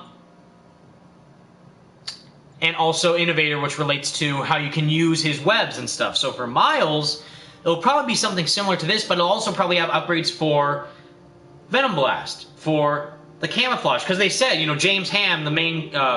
Adam Corleone is the main combat director for this game, Spider-Man PS4, but James Ham is also one of the core animators for Miles Morales. And he said, oh, every upgrade you have for Miles, with the camouflage, the bio camouflage, the Venom Blast, the swinging, the combat, it'll all be more fleshed out as you continue to upgrade Miles down the line. So I don't think, what I'm trying to say is I don't think Miles' Venom Blast will be just like a suit power. Because Spider-Man in this game, he can go invisible with a suit power. He can use electricity punches with a suit power. So I don't, that's the goal that they have to actually accomplish, is making it feel different than just a suit power. But again, because they're making it sound like Miles' swinging will be completely different from Peter. Miles' fighting style will be completely different from Peter. So I trust them, and Insomniac we trust, and I think there's going to be a lot more layers to how Miles' upgrading will go down the line once you see how the Venom Blast and the Biocamouflage and maybe some other powers down the line will be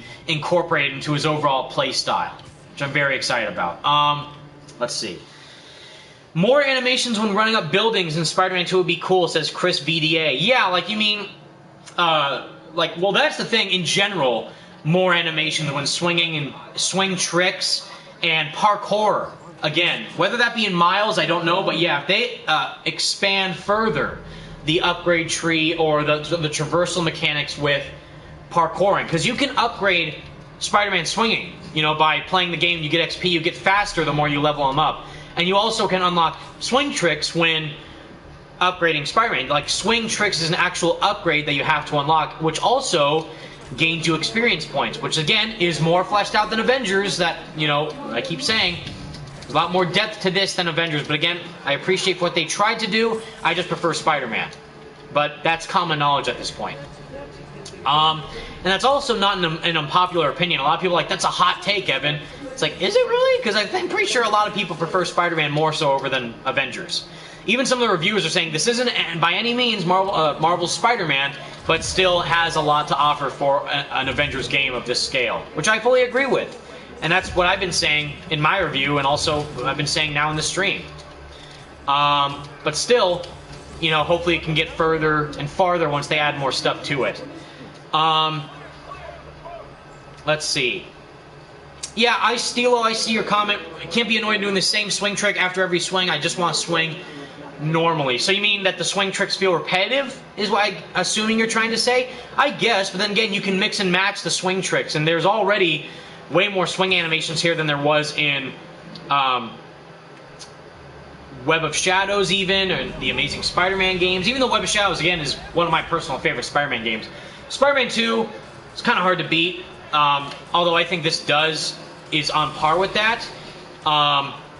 The swing tricks, again, you can mix and match them, and also combine it with wall running and parkouring over objects and stuff like that. If I wasn't stuck in an object right now, I would try and show that off. But yeah, you can mix and match again, wall running with parkouring, with web swinging, with web zipping, with web tunneling. You know, the environmental interactions with the stuff in the city is great. And a lot of people don't seem to remember that for some reason. But yes, you can interact with objects in the city while web swinging.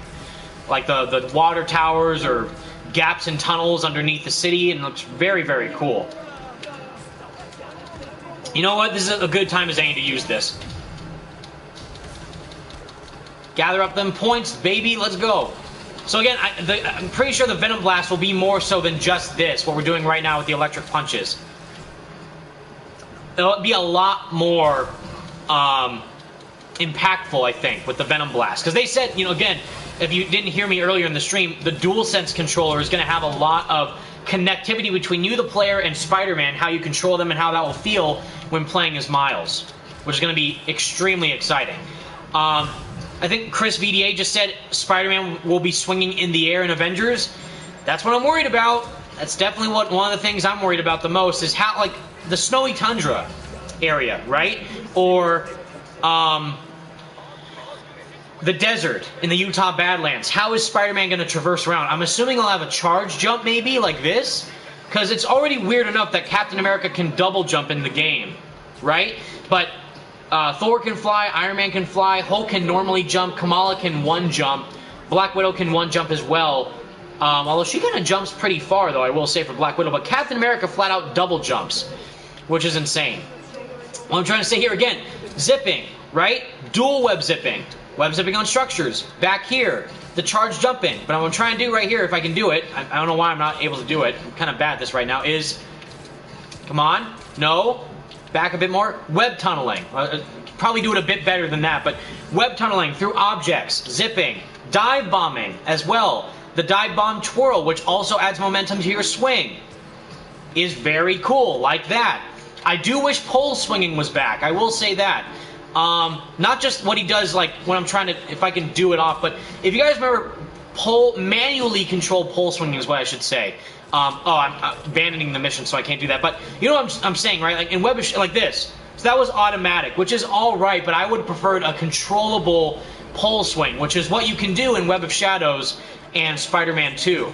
And in my opinion, besides this game and Spider-Man 2, Web of Shadows has the best traversal of any Spider-Man game of all time. The web swing is incredible. Wall running is insane. Pole swinging adds a whole new layer to traversal, which is controllable as well. You can go on the side of flagpoles, vertically or horizontally. Feels incredible. And the web launch mechanic from air to ground is so smooth and seamless. I love the traversal in Web of Shadows. But I will say there's more animation variety from the core web swing in Spider-Man PS4 than Web of Shadows, because you have controllable air tricks and automatic air tricks, whereas Web of Shadows just had automatic air tricks. They were sick air tricks, but they were automatic only. Whereas this, it gives you both. You have automatic or controllable air tricks, which is why I'm saying that it has more depth when it comes to navigating around New York. Same thing, like, again, Spider-Man PS4 had the same thing. And even more so, like, people love Ultimate Spider-Man, but there's literally only, like, what, 4 or 5 animations when web swinging. But still, even for that game, I can web swing around the city any day of the week and still feel fun doing it, because there's the wall running as well. There's there's no pole swinging in Ultimate Spider-Man. There wasn't a trailer, but they cut that mechanic out for Ultimate Spider-Man. But still, there's the web zipping, the air tricks, but they're automatic air tricks, not controllable air tricks. It depends on where you are in the swing. If you go really high or really far, he'll change his animation, but the style itself of the air tricks is automatic. And then there's the double jumping as well, but that doesn't add a whole lot of depth to the swinging. But here, I think there's enough variety in the swinging to make you feel like you can try and hone your skills further and farther when taking on objectives or going from point A to point B. And even a fast travel system, which I don't use at all, because the whole point of the game, and the most fun point of the game, is to swing around the city. So I don't use the fast travel system, but it still is there in case you want to explore the city in a faster way. One sucker punch to the face, that guy's done. Oh, he's going far out. All right, but yeah, you guys could feel different, and I respect that, but for me, I feel like there's a lot of variety when it comes to the swinging, the traversal, the combat, the story missions, the mission structure, the single-player campaign, the suits, the suit mods, the upgrade tree. All of that for Spider-Man feels very well fleshed out. And I would just say they could polish some things a bit more here and there, obviously, when they make the sequel and Miles Morales, obviously. But I still think this is really, really good. Aiden S., what thoughts on Shattered Dimensions? Phenomenal. Perfect. Because it knows what it wants to be. In fact, I compared Shattered Dimensions to Avengers during my review of the betas. That's a perfect example, is that they're 4 completely different types of Spider-Man. But the funny thing is, it's 4 different types of the same character, and yet they all manage to feel completely different from one another. Avengers less so. I mean, sure, Thor can fly, and so can Iron Man. He has lightning and repulsors, and Kamala has her stretching and all that. But I feel like Spider-Man 2099 with this fast-paced move combo set, and Ultimate Spider-Man with the symbiote, the way that the combat is structured for him. Amazing Spider-Man with his webs is incredible. The super classic combat style with how, making the web fist and pulling chunks of debris off of the ground with his webs, and Noir with his bare-knuckle brawler fighting style feels so incredibly smooth and fluid and fun, and the combos have impact to them, because if you're fighting a heavier guy, you should probably use this combo, or if you're fighting a more, smaller guy, like a guy that's the same size as Spider-Man, you can use more fast-paced combos instead of the heavier attacks. Or there's the charged attacks as well.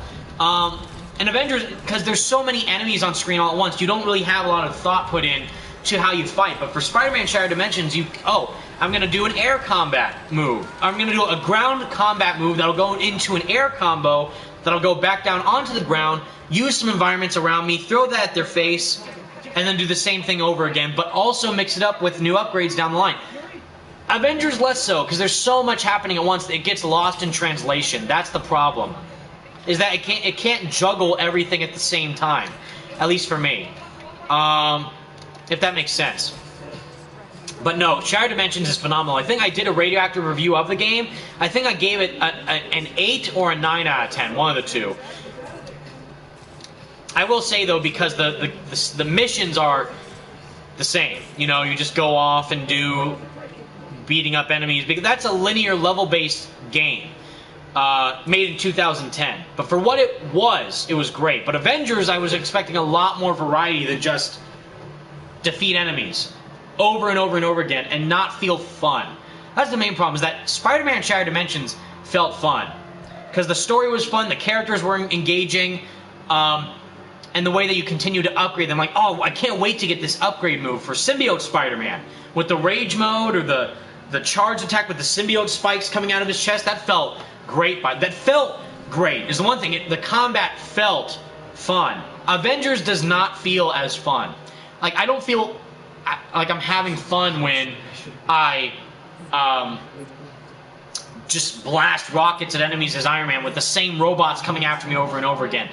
It does feel fun, though, when you team up with friends to do these team takedowns and collaborate with, okay, and the same thing, if there's a bunch of drones, if you're playing single player in Avengers as Hulk and there's drones around you, and you're as Hulk, a character who's known for massive ground combat, but you're trying to take out these drones flying around by chucking rocks at them, that won't feel right, because that's not what Hulk should be doing.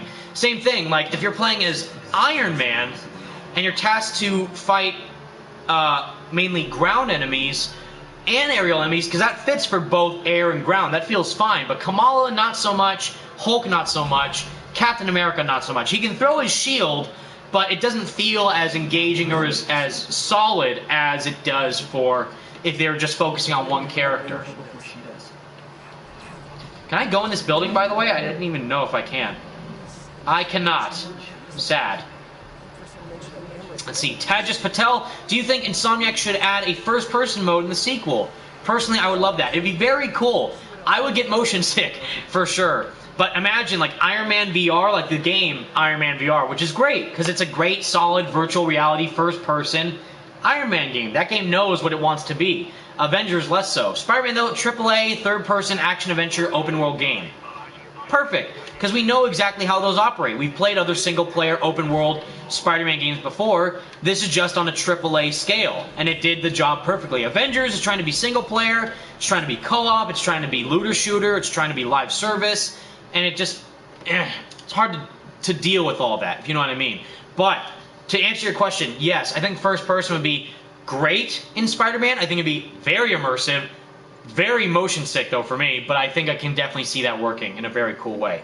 Let's see. We did electricity suit, homemade suit, advanced suit, Raimi suit. Let's do... No, I don't want to do Fear Itself. Maybe negative? No. Let's do another movie suit. Why not? Tom Holland, represent. And I like Tom. I just don't like his movies, if that makes sense. I like him as Spider-Man. I think he does a good enough job in the role, but the Far From Home and Homecoming aren't my favorite Spider-Man films. For me personally. If that's another hot take, I don't know, but that's just me. Let's see. Yep, Heights Tube. Buddy, I don't. I'm telling you. I'm just telling you my honest opinion, and it just so happens to be a positive one. I'm not going to read your comment because it's pretty dumb, but think what you want. I'm just giving you my honest perspective on the matter. Let's see. Bam, done. Where's the other guy? There he is. Let's see, kick him off. Like so. Aerial combat again. Wow. Little glitch there. Strange, but done. Good job, guys. You're safe. Yeah, Crispy D, I think more people would be interested in Cyberpunk if it was third person. I think Cyberpunk will do fine. But I was personally turned off when I found out it was going to be first person. I thought that was a weird choice, or at least have an option, you know, like Red Dead or Rockstar Games does, where they have you can do it fully first person or third person in Red Dead Redemption 2 or GTA 5, and it works great. So same thing here, like with Spider-Man. There's the Spider-Man Far From Home VR experience, if you guys know about that, which is interesting, but I think in a full format like this would be very interesting to do VR in, or first person, I should say, in. Oh, well, I didn't even know I was going here. I was trying to go to that Hammerhead base, but Yuri already started her attack, huh? Which, by the way, when they get Wraith and they show her off in the sequel, it's going to be hype. I don't think we'll see her in Miles' game, because this is a character more related to Peter. So I think they'll save her for the official sequel.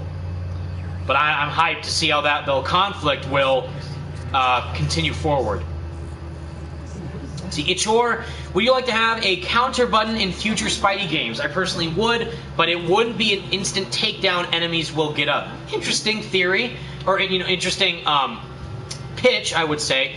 I think dodging fits Spider-Man more, but what I would like to do is kind of get that here, where Spider-Man 2 started off with the whole counter dodge thing, where if you dodged in Spider-Man 2, he did that crazy, spin tornado kick move, the helix kick, after he did the Spider-Sense dodge, which was sick. Here, Spider-Man kind of does the same thing. He dodges, and then he shoots a web in an enemy's face, and then you can immediately press square to kick them away from you. But if they have more depth to the dodging and the mix and matching of the combat for the countering, because there's not really countering here, there's dodging, but there's counter-attacking, if that makes sense. Whereas Batman, you directly counter and you deal damage to an enemy. Whereas here, Spider-Man can dodge, but then you can choose to counter-attack after a dodge if you want to. So that adds a bit more, again, availability and strategic thought to the player in the moveset. But yeah, I think countering, evolving the playstyle, maybe, theory here, in the sequel for Spider-Man, when they add in the black suit, because obviously they will, as a combo, like Web of Shadows style, he'll get more aggressive and visceral when he's fighting. So maybe the red suit will be more graceful and acrobatic, so he'll dodge out of the way and evade enemies. Maybe if you have the black suit, he'll counterattack, maybe bust someone's arm out, or use the, his strength over the webs or something. What I'm hoping for, personally, is kind of Web of Shadows 2.0. In terms of combat, at least, for Spider-Man PS5, or Marvel's Spider-Man 2, I should say, because Miles Morales counts as Spider-Man PS5, but you know what I mean? I think that'd be very cool. My Killer Spider, how am I? Thank you for asking, very kind of you. I am great. I'm here with you guys, 2-year anniversary of Spider-Man. This game still holds up today. I love it. Can't wait for Miles Morales in about a couple months, I would assume. And, just having a blast replaying through the missions for Spider-Man with the DLC. Yeah, I did not mean to do this mission. I was trying to go to the Hammerhead base in the MCU suit, but why not? Or was it the Stark Tech suit? Yeah. I just call it the MCU suit because there's the advanced suit, the Stark Tech suit, which is the upgraded suit, which is the Far From Home suit, which I just call it the Far From Home suit. The black and white one. The black and red and white one, I should say. But yeah, very, very cool. And then also the homemade suit, of course. That counts. There you go. Great. Zydescope, Peter or Miles? I'm sorry if you've been asking, I've seen you kind of spamming that message. You already know me. I mean, Peter. I mean, I love Miles, but I relate to Peter more on a personal level, more than any other character in any fictional media of all time. Peter Parker is literally us, Anyone can wear the mask. That's a quote from Spider-Verse as Miles, but still, it bodes true. With great power comes great responsibility, and how Peter deals with that, struggling daily as trying to be the hero we know he can be as Spider-Man, is very, very relatable to me. And being his best self as Spider-Man while trying to also help people as Peter Parker is very, very touching. And very connective for someone like me. Yes, Young Special Evan, would you want Spidey to bring fear, terror, and be brutal in the black suit? Yes, again, Web of Shadows 2.0 is what I want Marvel Spider-Man 2 to be. And if it accomplishes that, in terms of the tone, I want it to be darker. I will say that as a request, since this game is very mature, but also very heartfelt, soulful, but the tone is... it's both. It's serious, but it's also lighthearted and mature and grounded for Spider-Man, which I love. That's the perfect setting for Spider-Man. But for the sequel, with the official sequel, not Miles Morales, which I feel like will be the same tone as this, but for the sequel, when they add in Venom, when they add in Green Goblin, when they add in the black suit, yes, go down that road. Go dark. See where Peter is after being Spider-Man for, you know, after the events of Devil's Breath and Doc Ock and all that, to see how that is, you know, how that's affecting Peter mentally and where he's at, and how he's been with Miles and all that. Not too dark, like, you know, Arkham-style dark, but, you know, more mature. Not like M rating, you know, but, you know what I'm saying? Like, more, to Peter's character on a very serious tone. Not like, oh, it's dark and brooding and serious, but like, wow, you know, he's going through a lot. Hopefully he's doing okay. And the black suit's adding this more attention to Peter's character and seeing how that goes even further. I missed. Missed again. Perfect. Third time's a charm. Let's see, go over here before he sees me. Can I get him on like this? Below him? Yes, I can. Nice. Yeah, I'm very excited for Miles, you guys. You don't even know. I'm sure you all are too, though. I'm very, very curious to see what will be next on that front. I think, are we close to the end of this DLC? I think we might be, actually. I didn't even notice that. We'll try and beat the Hammerhead stuff, and then I think I'll end the stream. Let's see. I saw someone post about Peter having web wings in Spider-Man 2. Would you think that would be a good idea? So this was asked directly to me on Twitter, and I said no. Because why would you? I mean, if it's a suit power, fine. Like, it's a cool way to get around the city with gliding mechanics, but you're Spider-Man. I would think, at least in my opinion, I would want to swing as Spider-Man. I would want to wall crawl and wall run and parkour as Spider-Man. Parkour. But gliding kind of takes the whole point out of swinging, in my opinion, which is exactly one of the main problems I have with Far From Home. I mean, he uses that thing non-stop, and it's really stupid. Even in the final swing, he used it. Sure, the final swing is still there. He's swinging around, but the gliding just... you know, he does it, like, once, mainly, and he says it here, which, again, we'll point out, exactly here in the backpack. Flat out, I won't even say anything. I'll just let you hear what he says himself. Do I not have it? Is that the one backpack I missed? No, there it is. Arm webs.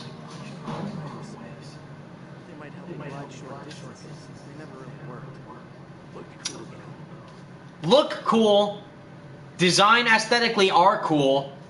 Using them is not. In my opinion, gliding should not be a factor of how Spider-Man traverses around the city. If anything, add in more depth to the swinging, add in more swing tricks, add in more animations, further expand the way that you can get around town, maybe using, you know, parkour mixed with combat even as well. I think that'd be very cool. But, no, I wouldn't want that, because then it would be too similar to Batman Arkham. How Batman glides around Gotham. I think it would be kind of very close to that. And if anything, I just want to swing and zip more and do more elements incorporated into the traversal with what we have now, just further enhanced down the line.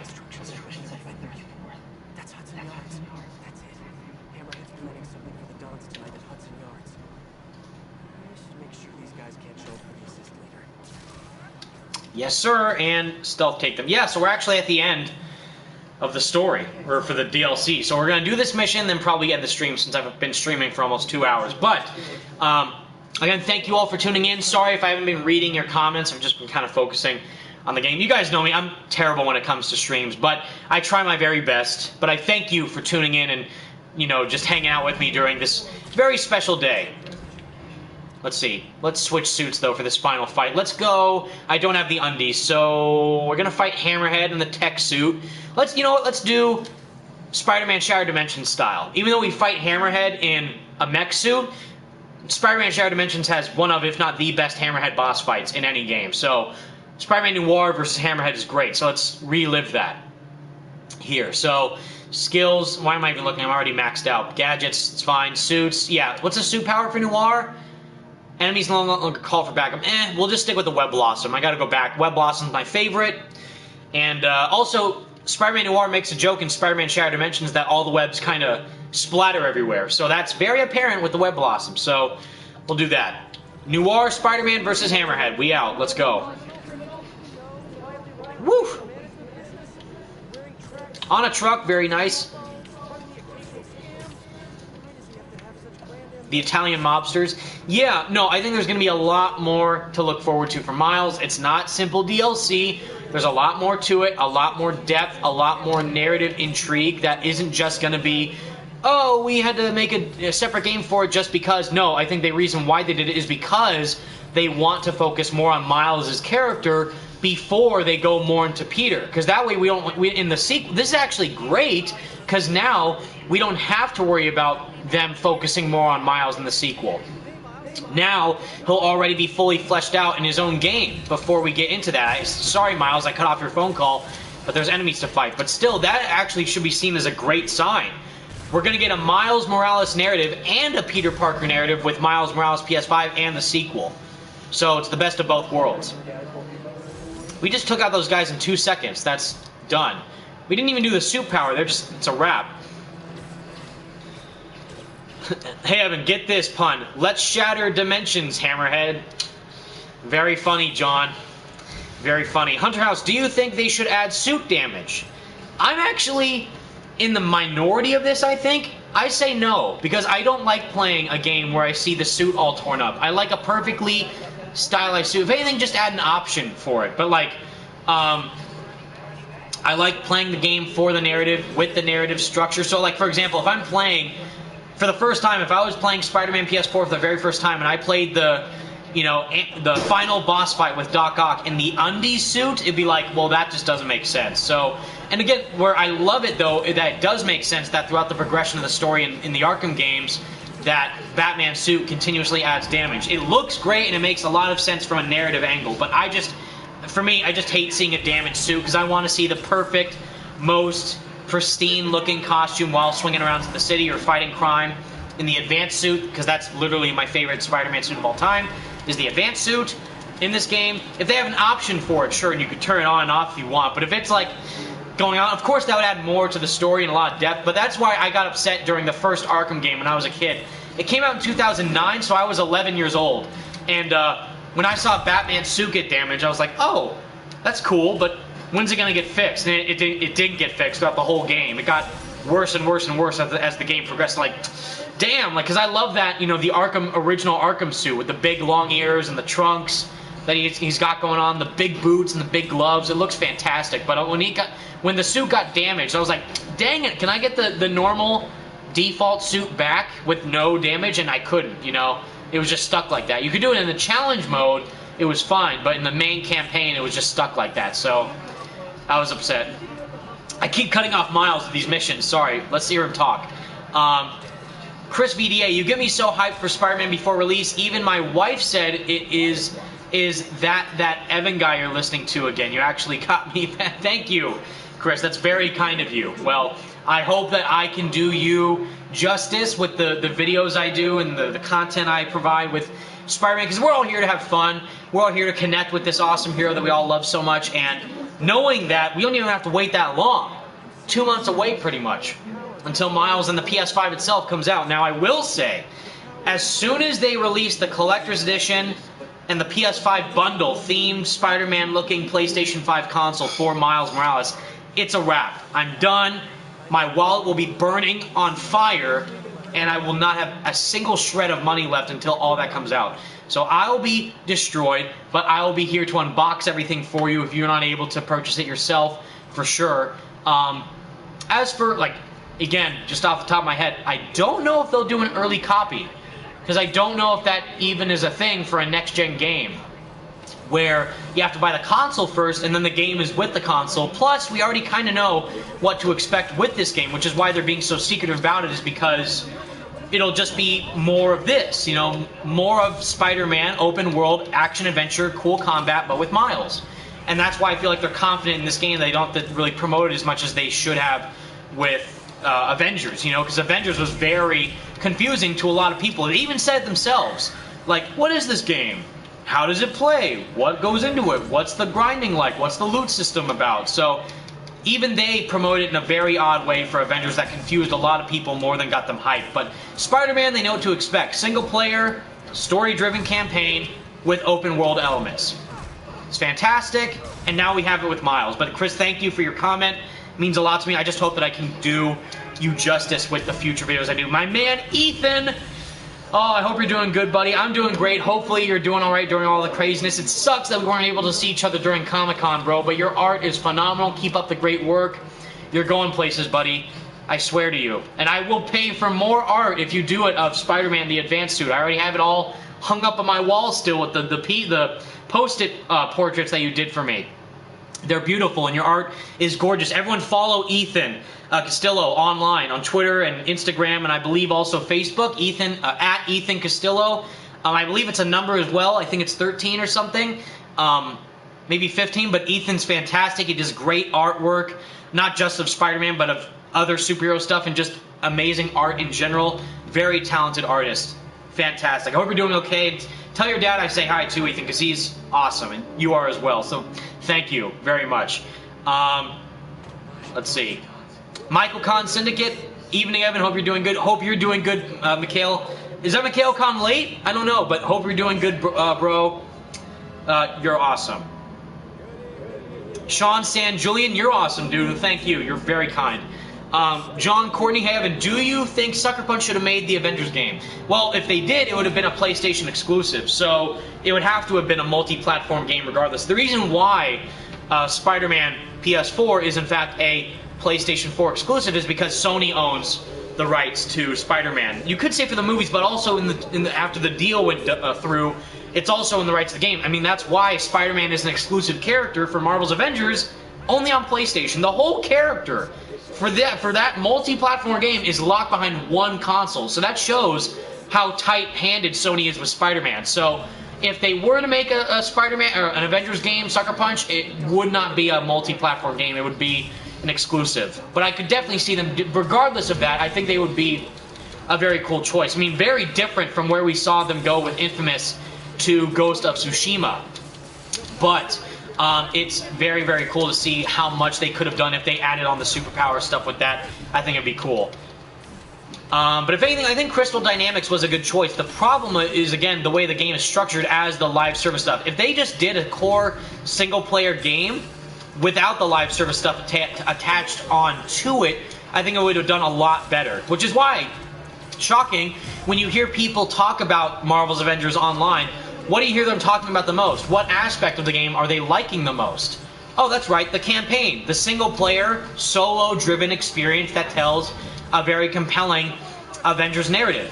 And that is less relevant when it comes to the online, grinding, looter-shooter elements that it has in spades. And that's, again, because, as I've said in my review and online, is that Marvel's Avengers, like Spider-Man PS4 is structured solely as a single-player game. Marvel's Avengers, as we see clear as day in the game itself, is structured as an online co-op brawler first and a single-player campaign game second. That's because some of the Warzone missions that are made mainly for online co-op are part of the single-player campaign, which is weird. So is the online looter-shooter grinding elements. That's usually what you do in co-op games that are more apparent with that. But yeah, no. Avengers was structured as a co-op game first, and then a single-player game second, if that makes sense.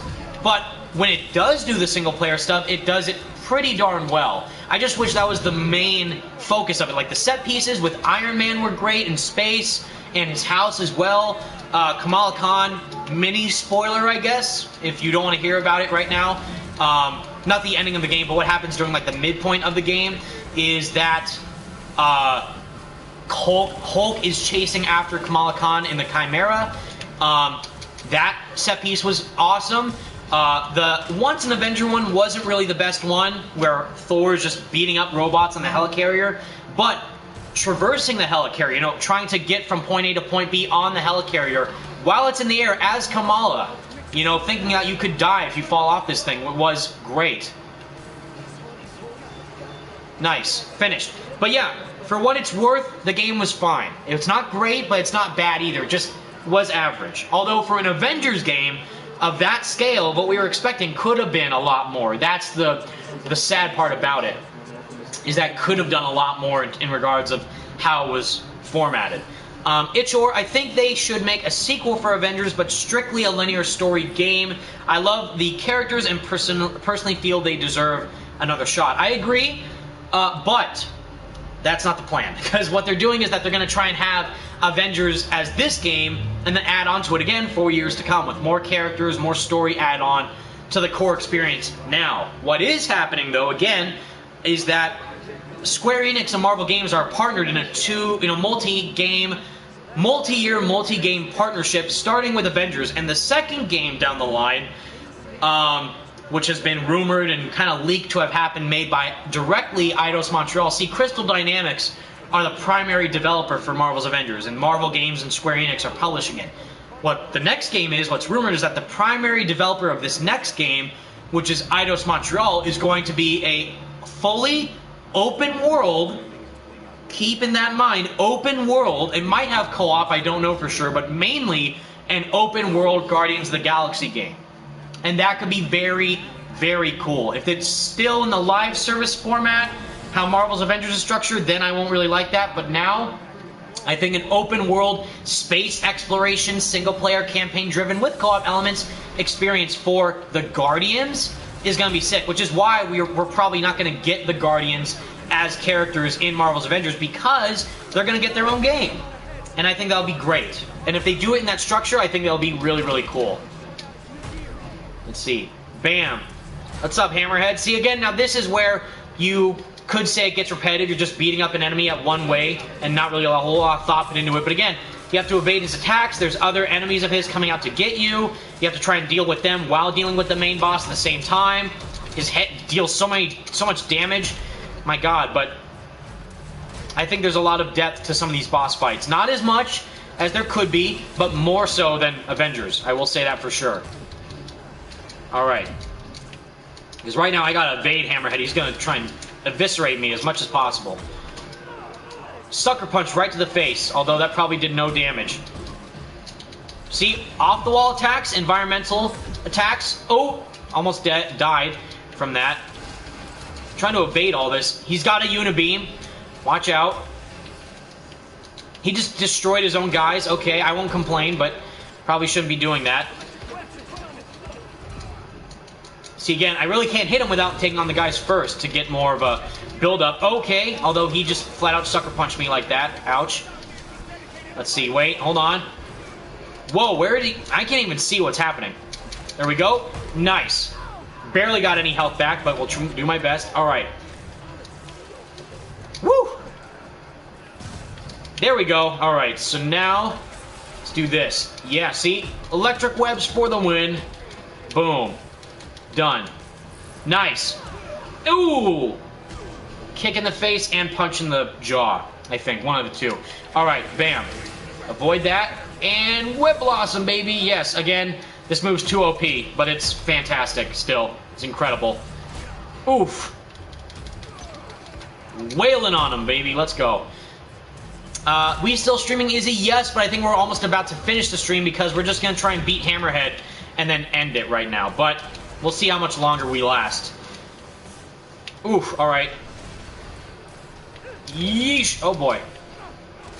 Wow, I went way too far. I didn't even know there was a guy over here, but good thing I did, because now I got health back. I was in mid-dodge, but he still managed to hit me. Alright, I won't complain, but kind of strange. Let's see. Ooh! Okay, I was not paying attention, but...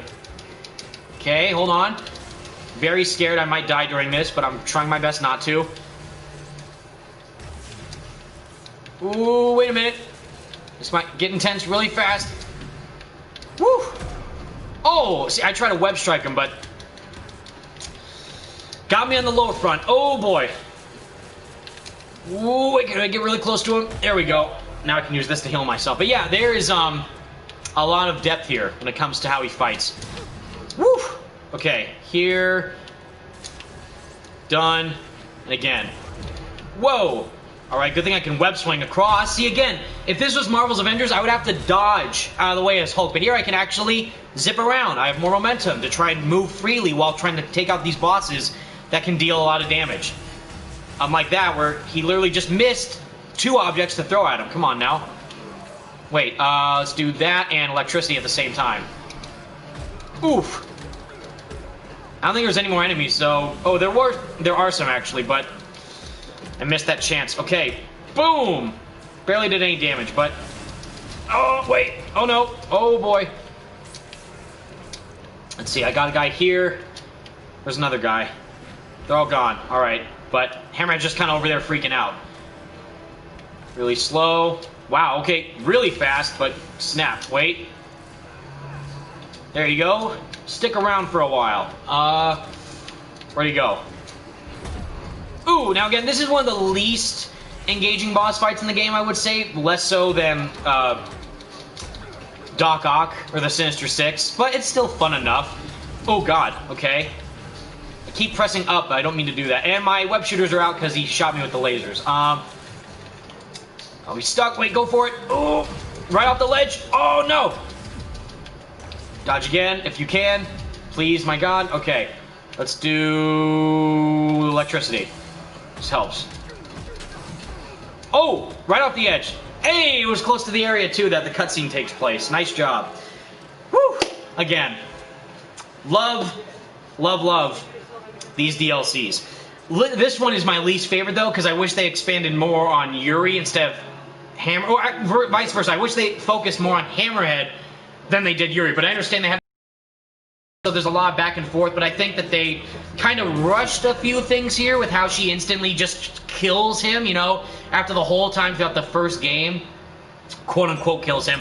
She's saying to do everything by the book, by the law, in the proper legal way, but then because of, but again, you have to understand, he killed her whole squad. She's also had a history with the Maggia crime family. If you do the bases, you learn more about Yuri's past. So I get it, but I wish they kind of focused more on that as the centerpiece as her narrative expansion. But to rank the DLCs from worst to best, I would say Turf Wars. The Heist is my favorite because Black Cat, obviously. Erica Limbeck does a phenomenal job. But I also really like how the narrative was paced in that. This one could have been structured a bit better in certain parts. See, just yoink, dead. He's not super dead, though, because he's around. But pretty intense. Noir Spider-Man for the win. Again, Wraith. Yuri Watanabe, played by Tara Platt. Again, Yuri Lowenthal, who's Spider-Man, and connects to Yuri Watanabe in the game, who's played by Tara Platt, who's Yuri Lowenthal's wife. So many meta things at once. It's crazy, but I love it. To be continued in Silver Lining, which, if you guys want me to do, I can do another stream later on playing through it again. Although, I just want to do this quick stream celebrating Spider-Man PS4's 2-year anniversary since its initial release in September 7th, 2018. Now we're here 2 years later. It's still an amazing game with another game related to this universe coming out very soon. But anyways, guys, I'll just let the credits roll. But while they are rolling, I will answer your questions. Because now I don't have anything to do with the gameplay, so I'll just see what you guys have to say about it. John Courtney, I missed that mission. What do you think? The fake Thor mission, you mean? That was cool. Again, if you read the prequel comics, there wasn't a whole lot to be surprised about, since, spoiler, again, in case you guys don't want to know, or if you haven't read the prequel comics, maybe you aren't aware of this, but I'll give you a 10-second head start in case you don't want to know for sure. But if you read the Avengers prequel comics, you'll know that this character is already included in the game. So 1, 2, 3, 4, 5, 6, 7, 8, 9, 10. Okay, Loki. It's Loki. Loki was confirmed in the prequel comics. He showed up already in the comic itself. We've seen his design, how he looks in the Avengers Project world, you know, the Marvel's Avengers world, and he was the fake Thor in that side mission, which I did play. Very cool. No boss fight with him, though. Pretty disappointing. But we'll probably get that with the post-launch content, which, again, is they're trying to drag it out further so you can keep playing in the game non-stop. They're like, oh, do you want to fight Loki? Do you want to fight other bosses besides that of giant robots and Abomination and Taskmaster clones? Which is a very weird story plot of that. The reason why you're able to continuously keep fighting Taskmaster and Abomination in the game is because they're clones of the real deal. That's kind of stupid and really weird, but whatever. And it's also weirder that Taskmaster is just a little bit taller than Black Widow on A-Day, right? But when you fight him in the main game, on the rooftop area, or even when you fight him in his own little main side mission, he's like 10 feet tall. Like, he's massive. You know, he's way taller than he should be when you're doing that in the Warzone missions, where they make him like a 10-foot tall giant versus when you're fighting him as Hulk or Thor. Like, he's taller than Thor in the game, which is crazy, as a normal-sized human, which is super stupid. But that narrative intrigue, again, where is that going with Taskmaster and the S.H.I.E.L.D. files he's gathering, working with AIM? Where's that going with Loki? We'll probably get a main mission thing tailored to him in the post-content, maybe, down the line. Hopefully we don't have to wait too long, though, otherwise that would be really stupid. Hopefully they add that sooner rather than later. Young Special, I want a boss fight in Spider-Man 2 to be like that Deathstroke boss fight in Arkham Origins. What do you think, Evan? About, well, in general, sure.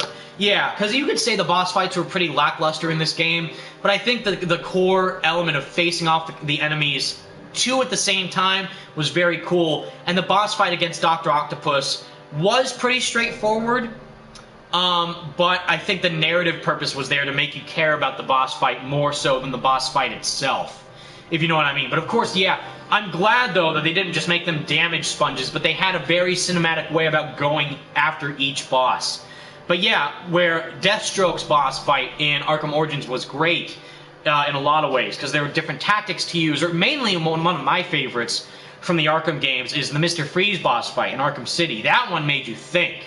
Like, you had to go about taking him out stealthily, take on him with gadgets, to use the environment, all that stuff was fantastic.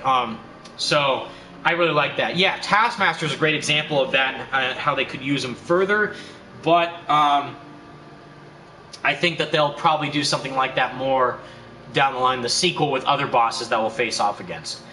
John Courtney, maybe they could still reference Green Goblin in the Spider-Man mission like how they did in the Thor mission. Yeah.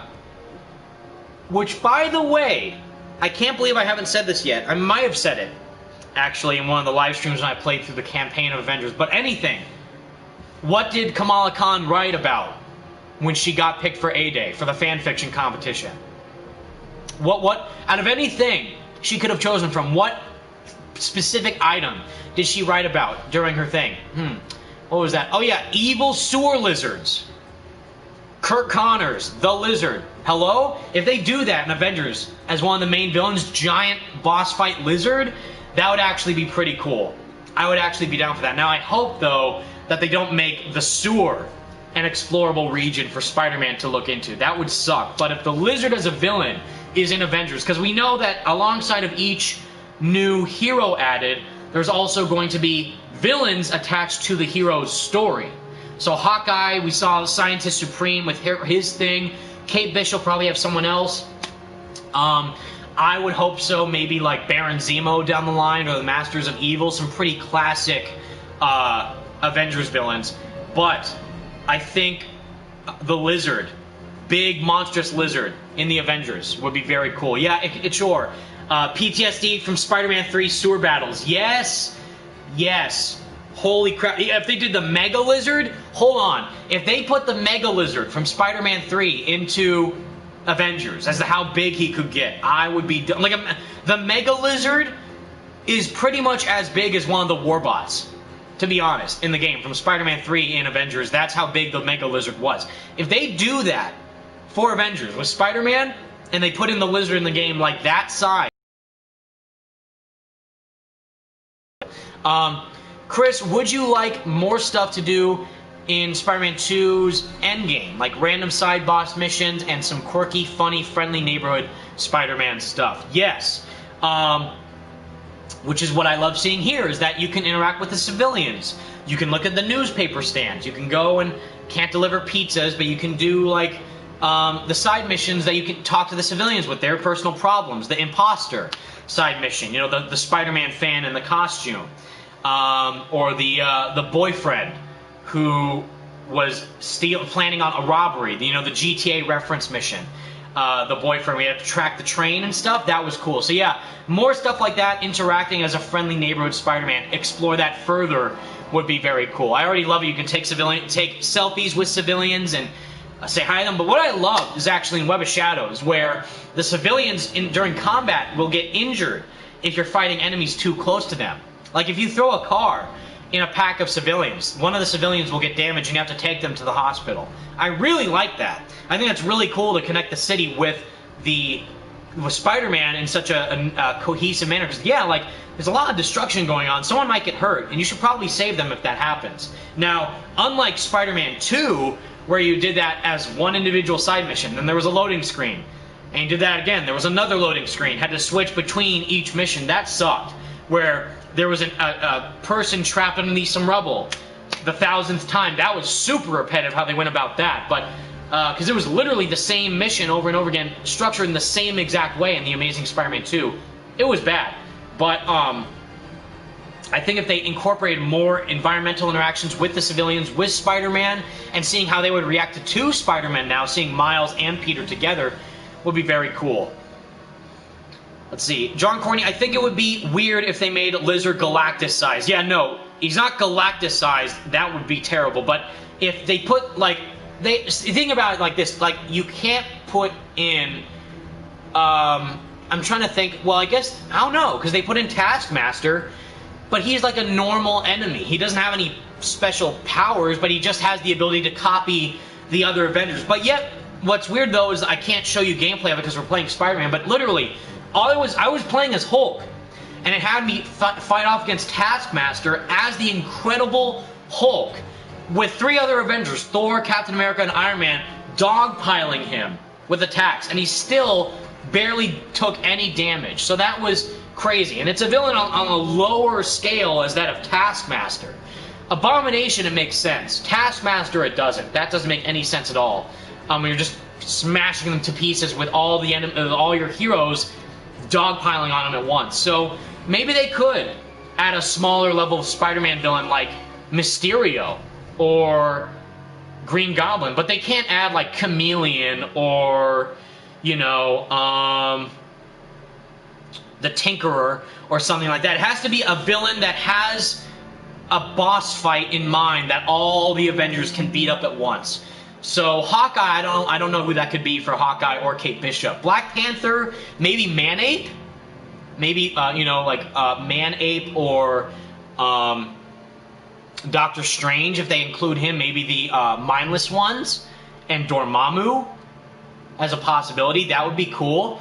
I don't know, but you have to pick a villain who's set for the type of game Avengers is, but you can't pick a villain, or at least I hope they don't pick a villain that we've already seen in this game. So I don't want any of the Sinister Six. I don't want Electro, I don't want Rhino, which Rhino, though, that's a perfect example. Rhino would make perfect sense to put in Avengers to face off against with them. I don't want them to do that, but I could easily see them doing that. But I don't want any of the Sinister Six, Rhino, Scorpion, Electro, Mr. Negative, I guess, counts as one, Doc Ock, and Vulture. Those are the six in the game. I know there's this roster changes from time to time, but for the core villains for this version of the Sinister Six, I don't want any of them in Avengers. So I want new, never-before-seen Spider-Man villains. When I say never-before-seen, I mean never-before-seen in Spider-Man PS4. They can add in Mysterio, which I think would be cool, or Lizard if he gets big, or the Spot, maybe. That'd be cool, but I doubt it. ZP 2005. Evan, would you want Spider-Man Shattered Dimensions remastered? Yes. I think we all would. Literally. The same thing, though, goes for Ultimate Spider-Man. Now, a lot of people are saying, I want Ultimate Spider-Man remastered. Literally, just port the game. Because the art style for both Ultimate Spider-Man and Shattered Dimensions still looks good to this day. All you have to do is port them onto the next-gen platforms, and then there you go. If anything, I want a remaster of Spider-Man Web of Shadows. For sure. Either that or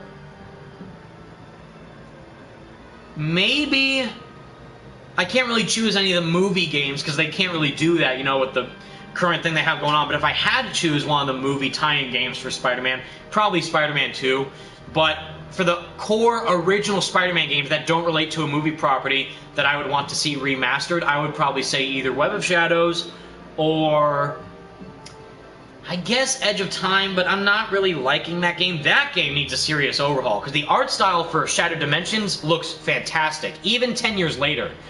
Edge of Time looks terrible. Graphically, visually, it looks disgustingly bad.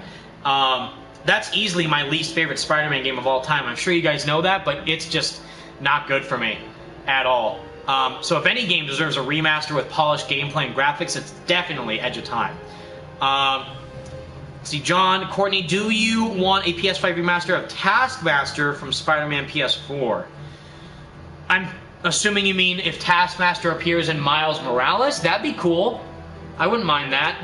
There's also rumors of us possibly getting a PS5 remaster of Spider-Man PS4, like a PS5 enhanced version of Spider-Man PS4, which would be awesome.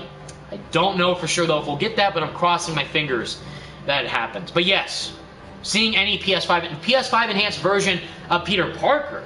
I mean, my God, we see Miles will be in his own game, duh, but we don't know if Peter will show up at all at any point. But Peter and the whole game looks phenomenal here on a PS4 Pro. It looks like, not even kidding, I went to New York City. I went to Manhattan in real life for my 21st birthday. I'm 22 now, but that was, last year before COVID hit as I went to New York.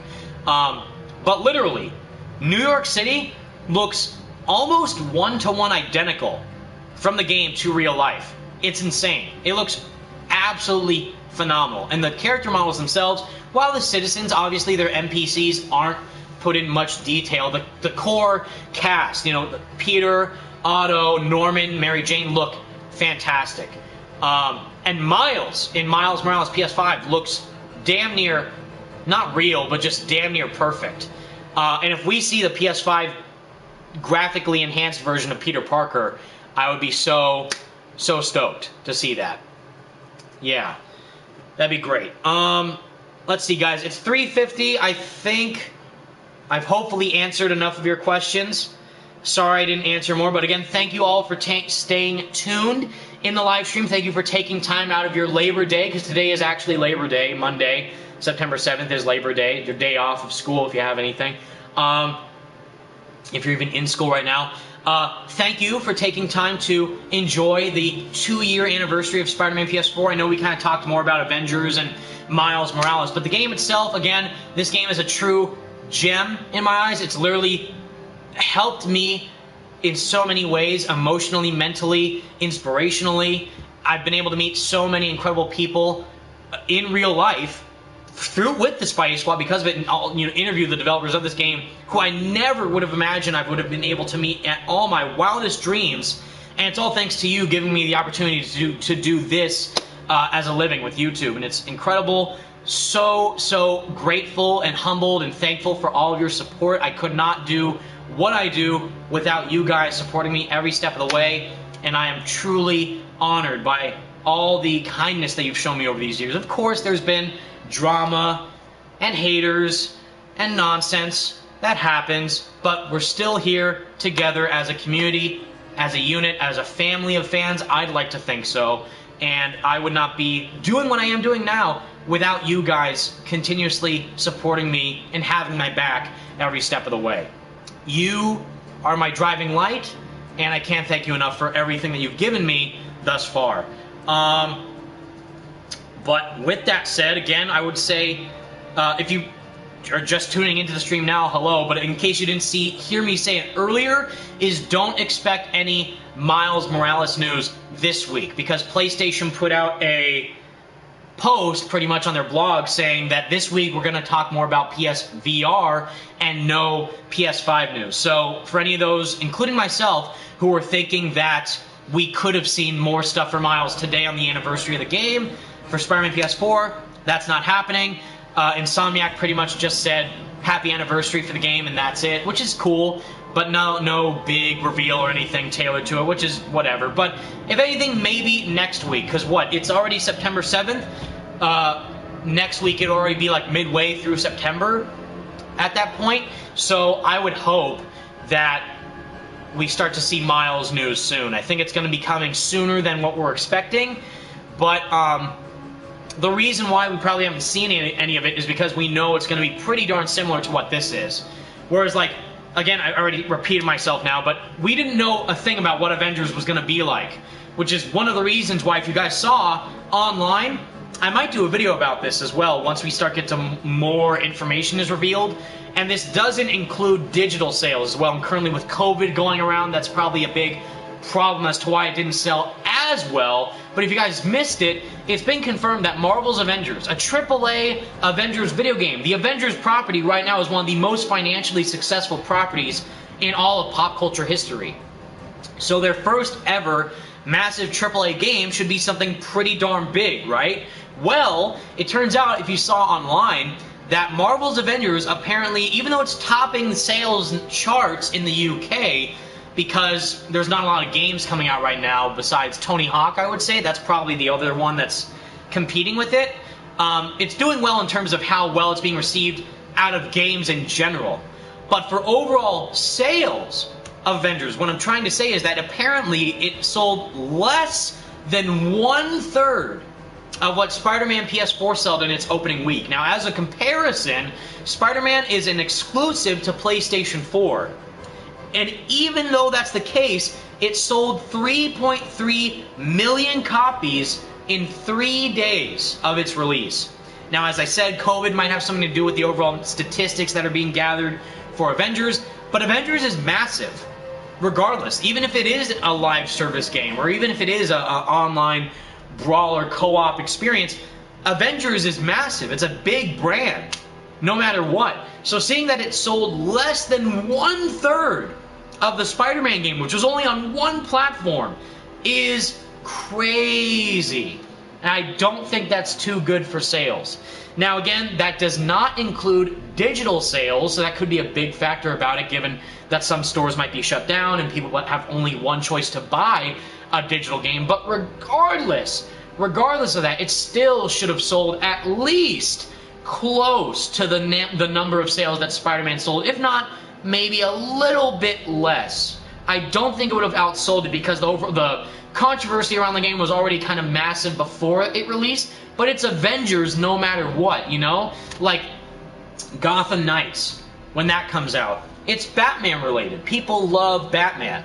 The Arkham game sold incredibly well, and even though this isn't directly an Arkham formatted game, it still is the Batman property, and I'm sure it's going to sell pretty darn good once we see more of it come out. And it's not live service, so that's a pro, but people might be turned off by the fact that it's a Bat family-centric game more so than the core Arkham games. But still, for what it is now, it's generally received as alright, so I think it'll do well regardless. But for Avengers, that's shocking to me. I was actually very surprised that the sales numbers were that low for Avengers. You understand, the property of the characters is so big, it should have sold no matter what. And that's what they were saying beforehand, that this game was planned from the president of Square Enix himself, Yosuke Matsuda, was saying, quote-unquote, that this game, Marvel's Avengers, was going to outsell and outperform Marvel's Spider-Man and the entirety of the Batman Arkham games on release. And it did not do that. So, very overconfident, but again, what I think was going on is that they were expecting the Avengers brand themselves to sell the game. Just because it's Avengers, it'll sell. Whereas Spider-Man, that wasn't the case. Spider-Man sold because it was a good game. It sold because the story was great. It sold because the gameplay was rock solid. The environments were beautiful. The open world aspect was phenomenal. And the build-up to it was crazy. The marketing after the Game Informer stuff was revealed in 2018 was on another level. For sure. Avengers, they probably just thought Avengers would sell no matter what, so we don't have to promote it all that much. But as we see, it's clearly not the case. I'm sorry, I don't see whose name that is on the right. Think Gotham Knights will be better than Avengers. It's hard to say because it's two separate types of games. Whereas I'm obviously inclined to say that Spider-Man is better than Avengers, but it's because I prefer the open world single-player aspect of Spider-Man rather than the online live service aspect of Avengers. But I'm sure that's kind of like the general consensus, that you could love Avengers. If you really love the game, I'm happy you do, but I think the majority of people think still that Spider-Man is a better game than Avengers. But for Gotham Knights, I don't know, because I need to see how the co-op elements will work. I need to see how the combat system will be different from Arkham, how the story will flesh out. Court of Owls is an interesting choice, but I don't know if it'll be as a compelling narrative as I'm hoping it'll be. Because it seems like a little bit too predictable right now, whereas the Court of Owls are hiding Bruce Wayne. He's not really dead, and even so, maybe if he is dead, because they're saying that he's dead. The developers, WB Montreal, is saying, oh, no, Batman's flat out dead. Like, straight up gone. Dead. Done. finished. Like, okay, they're trying to be really convincing of that, but still, that could mean a number of things. He could be dead, and still he could come back if they resurrect him with the Lazarus Pit.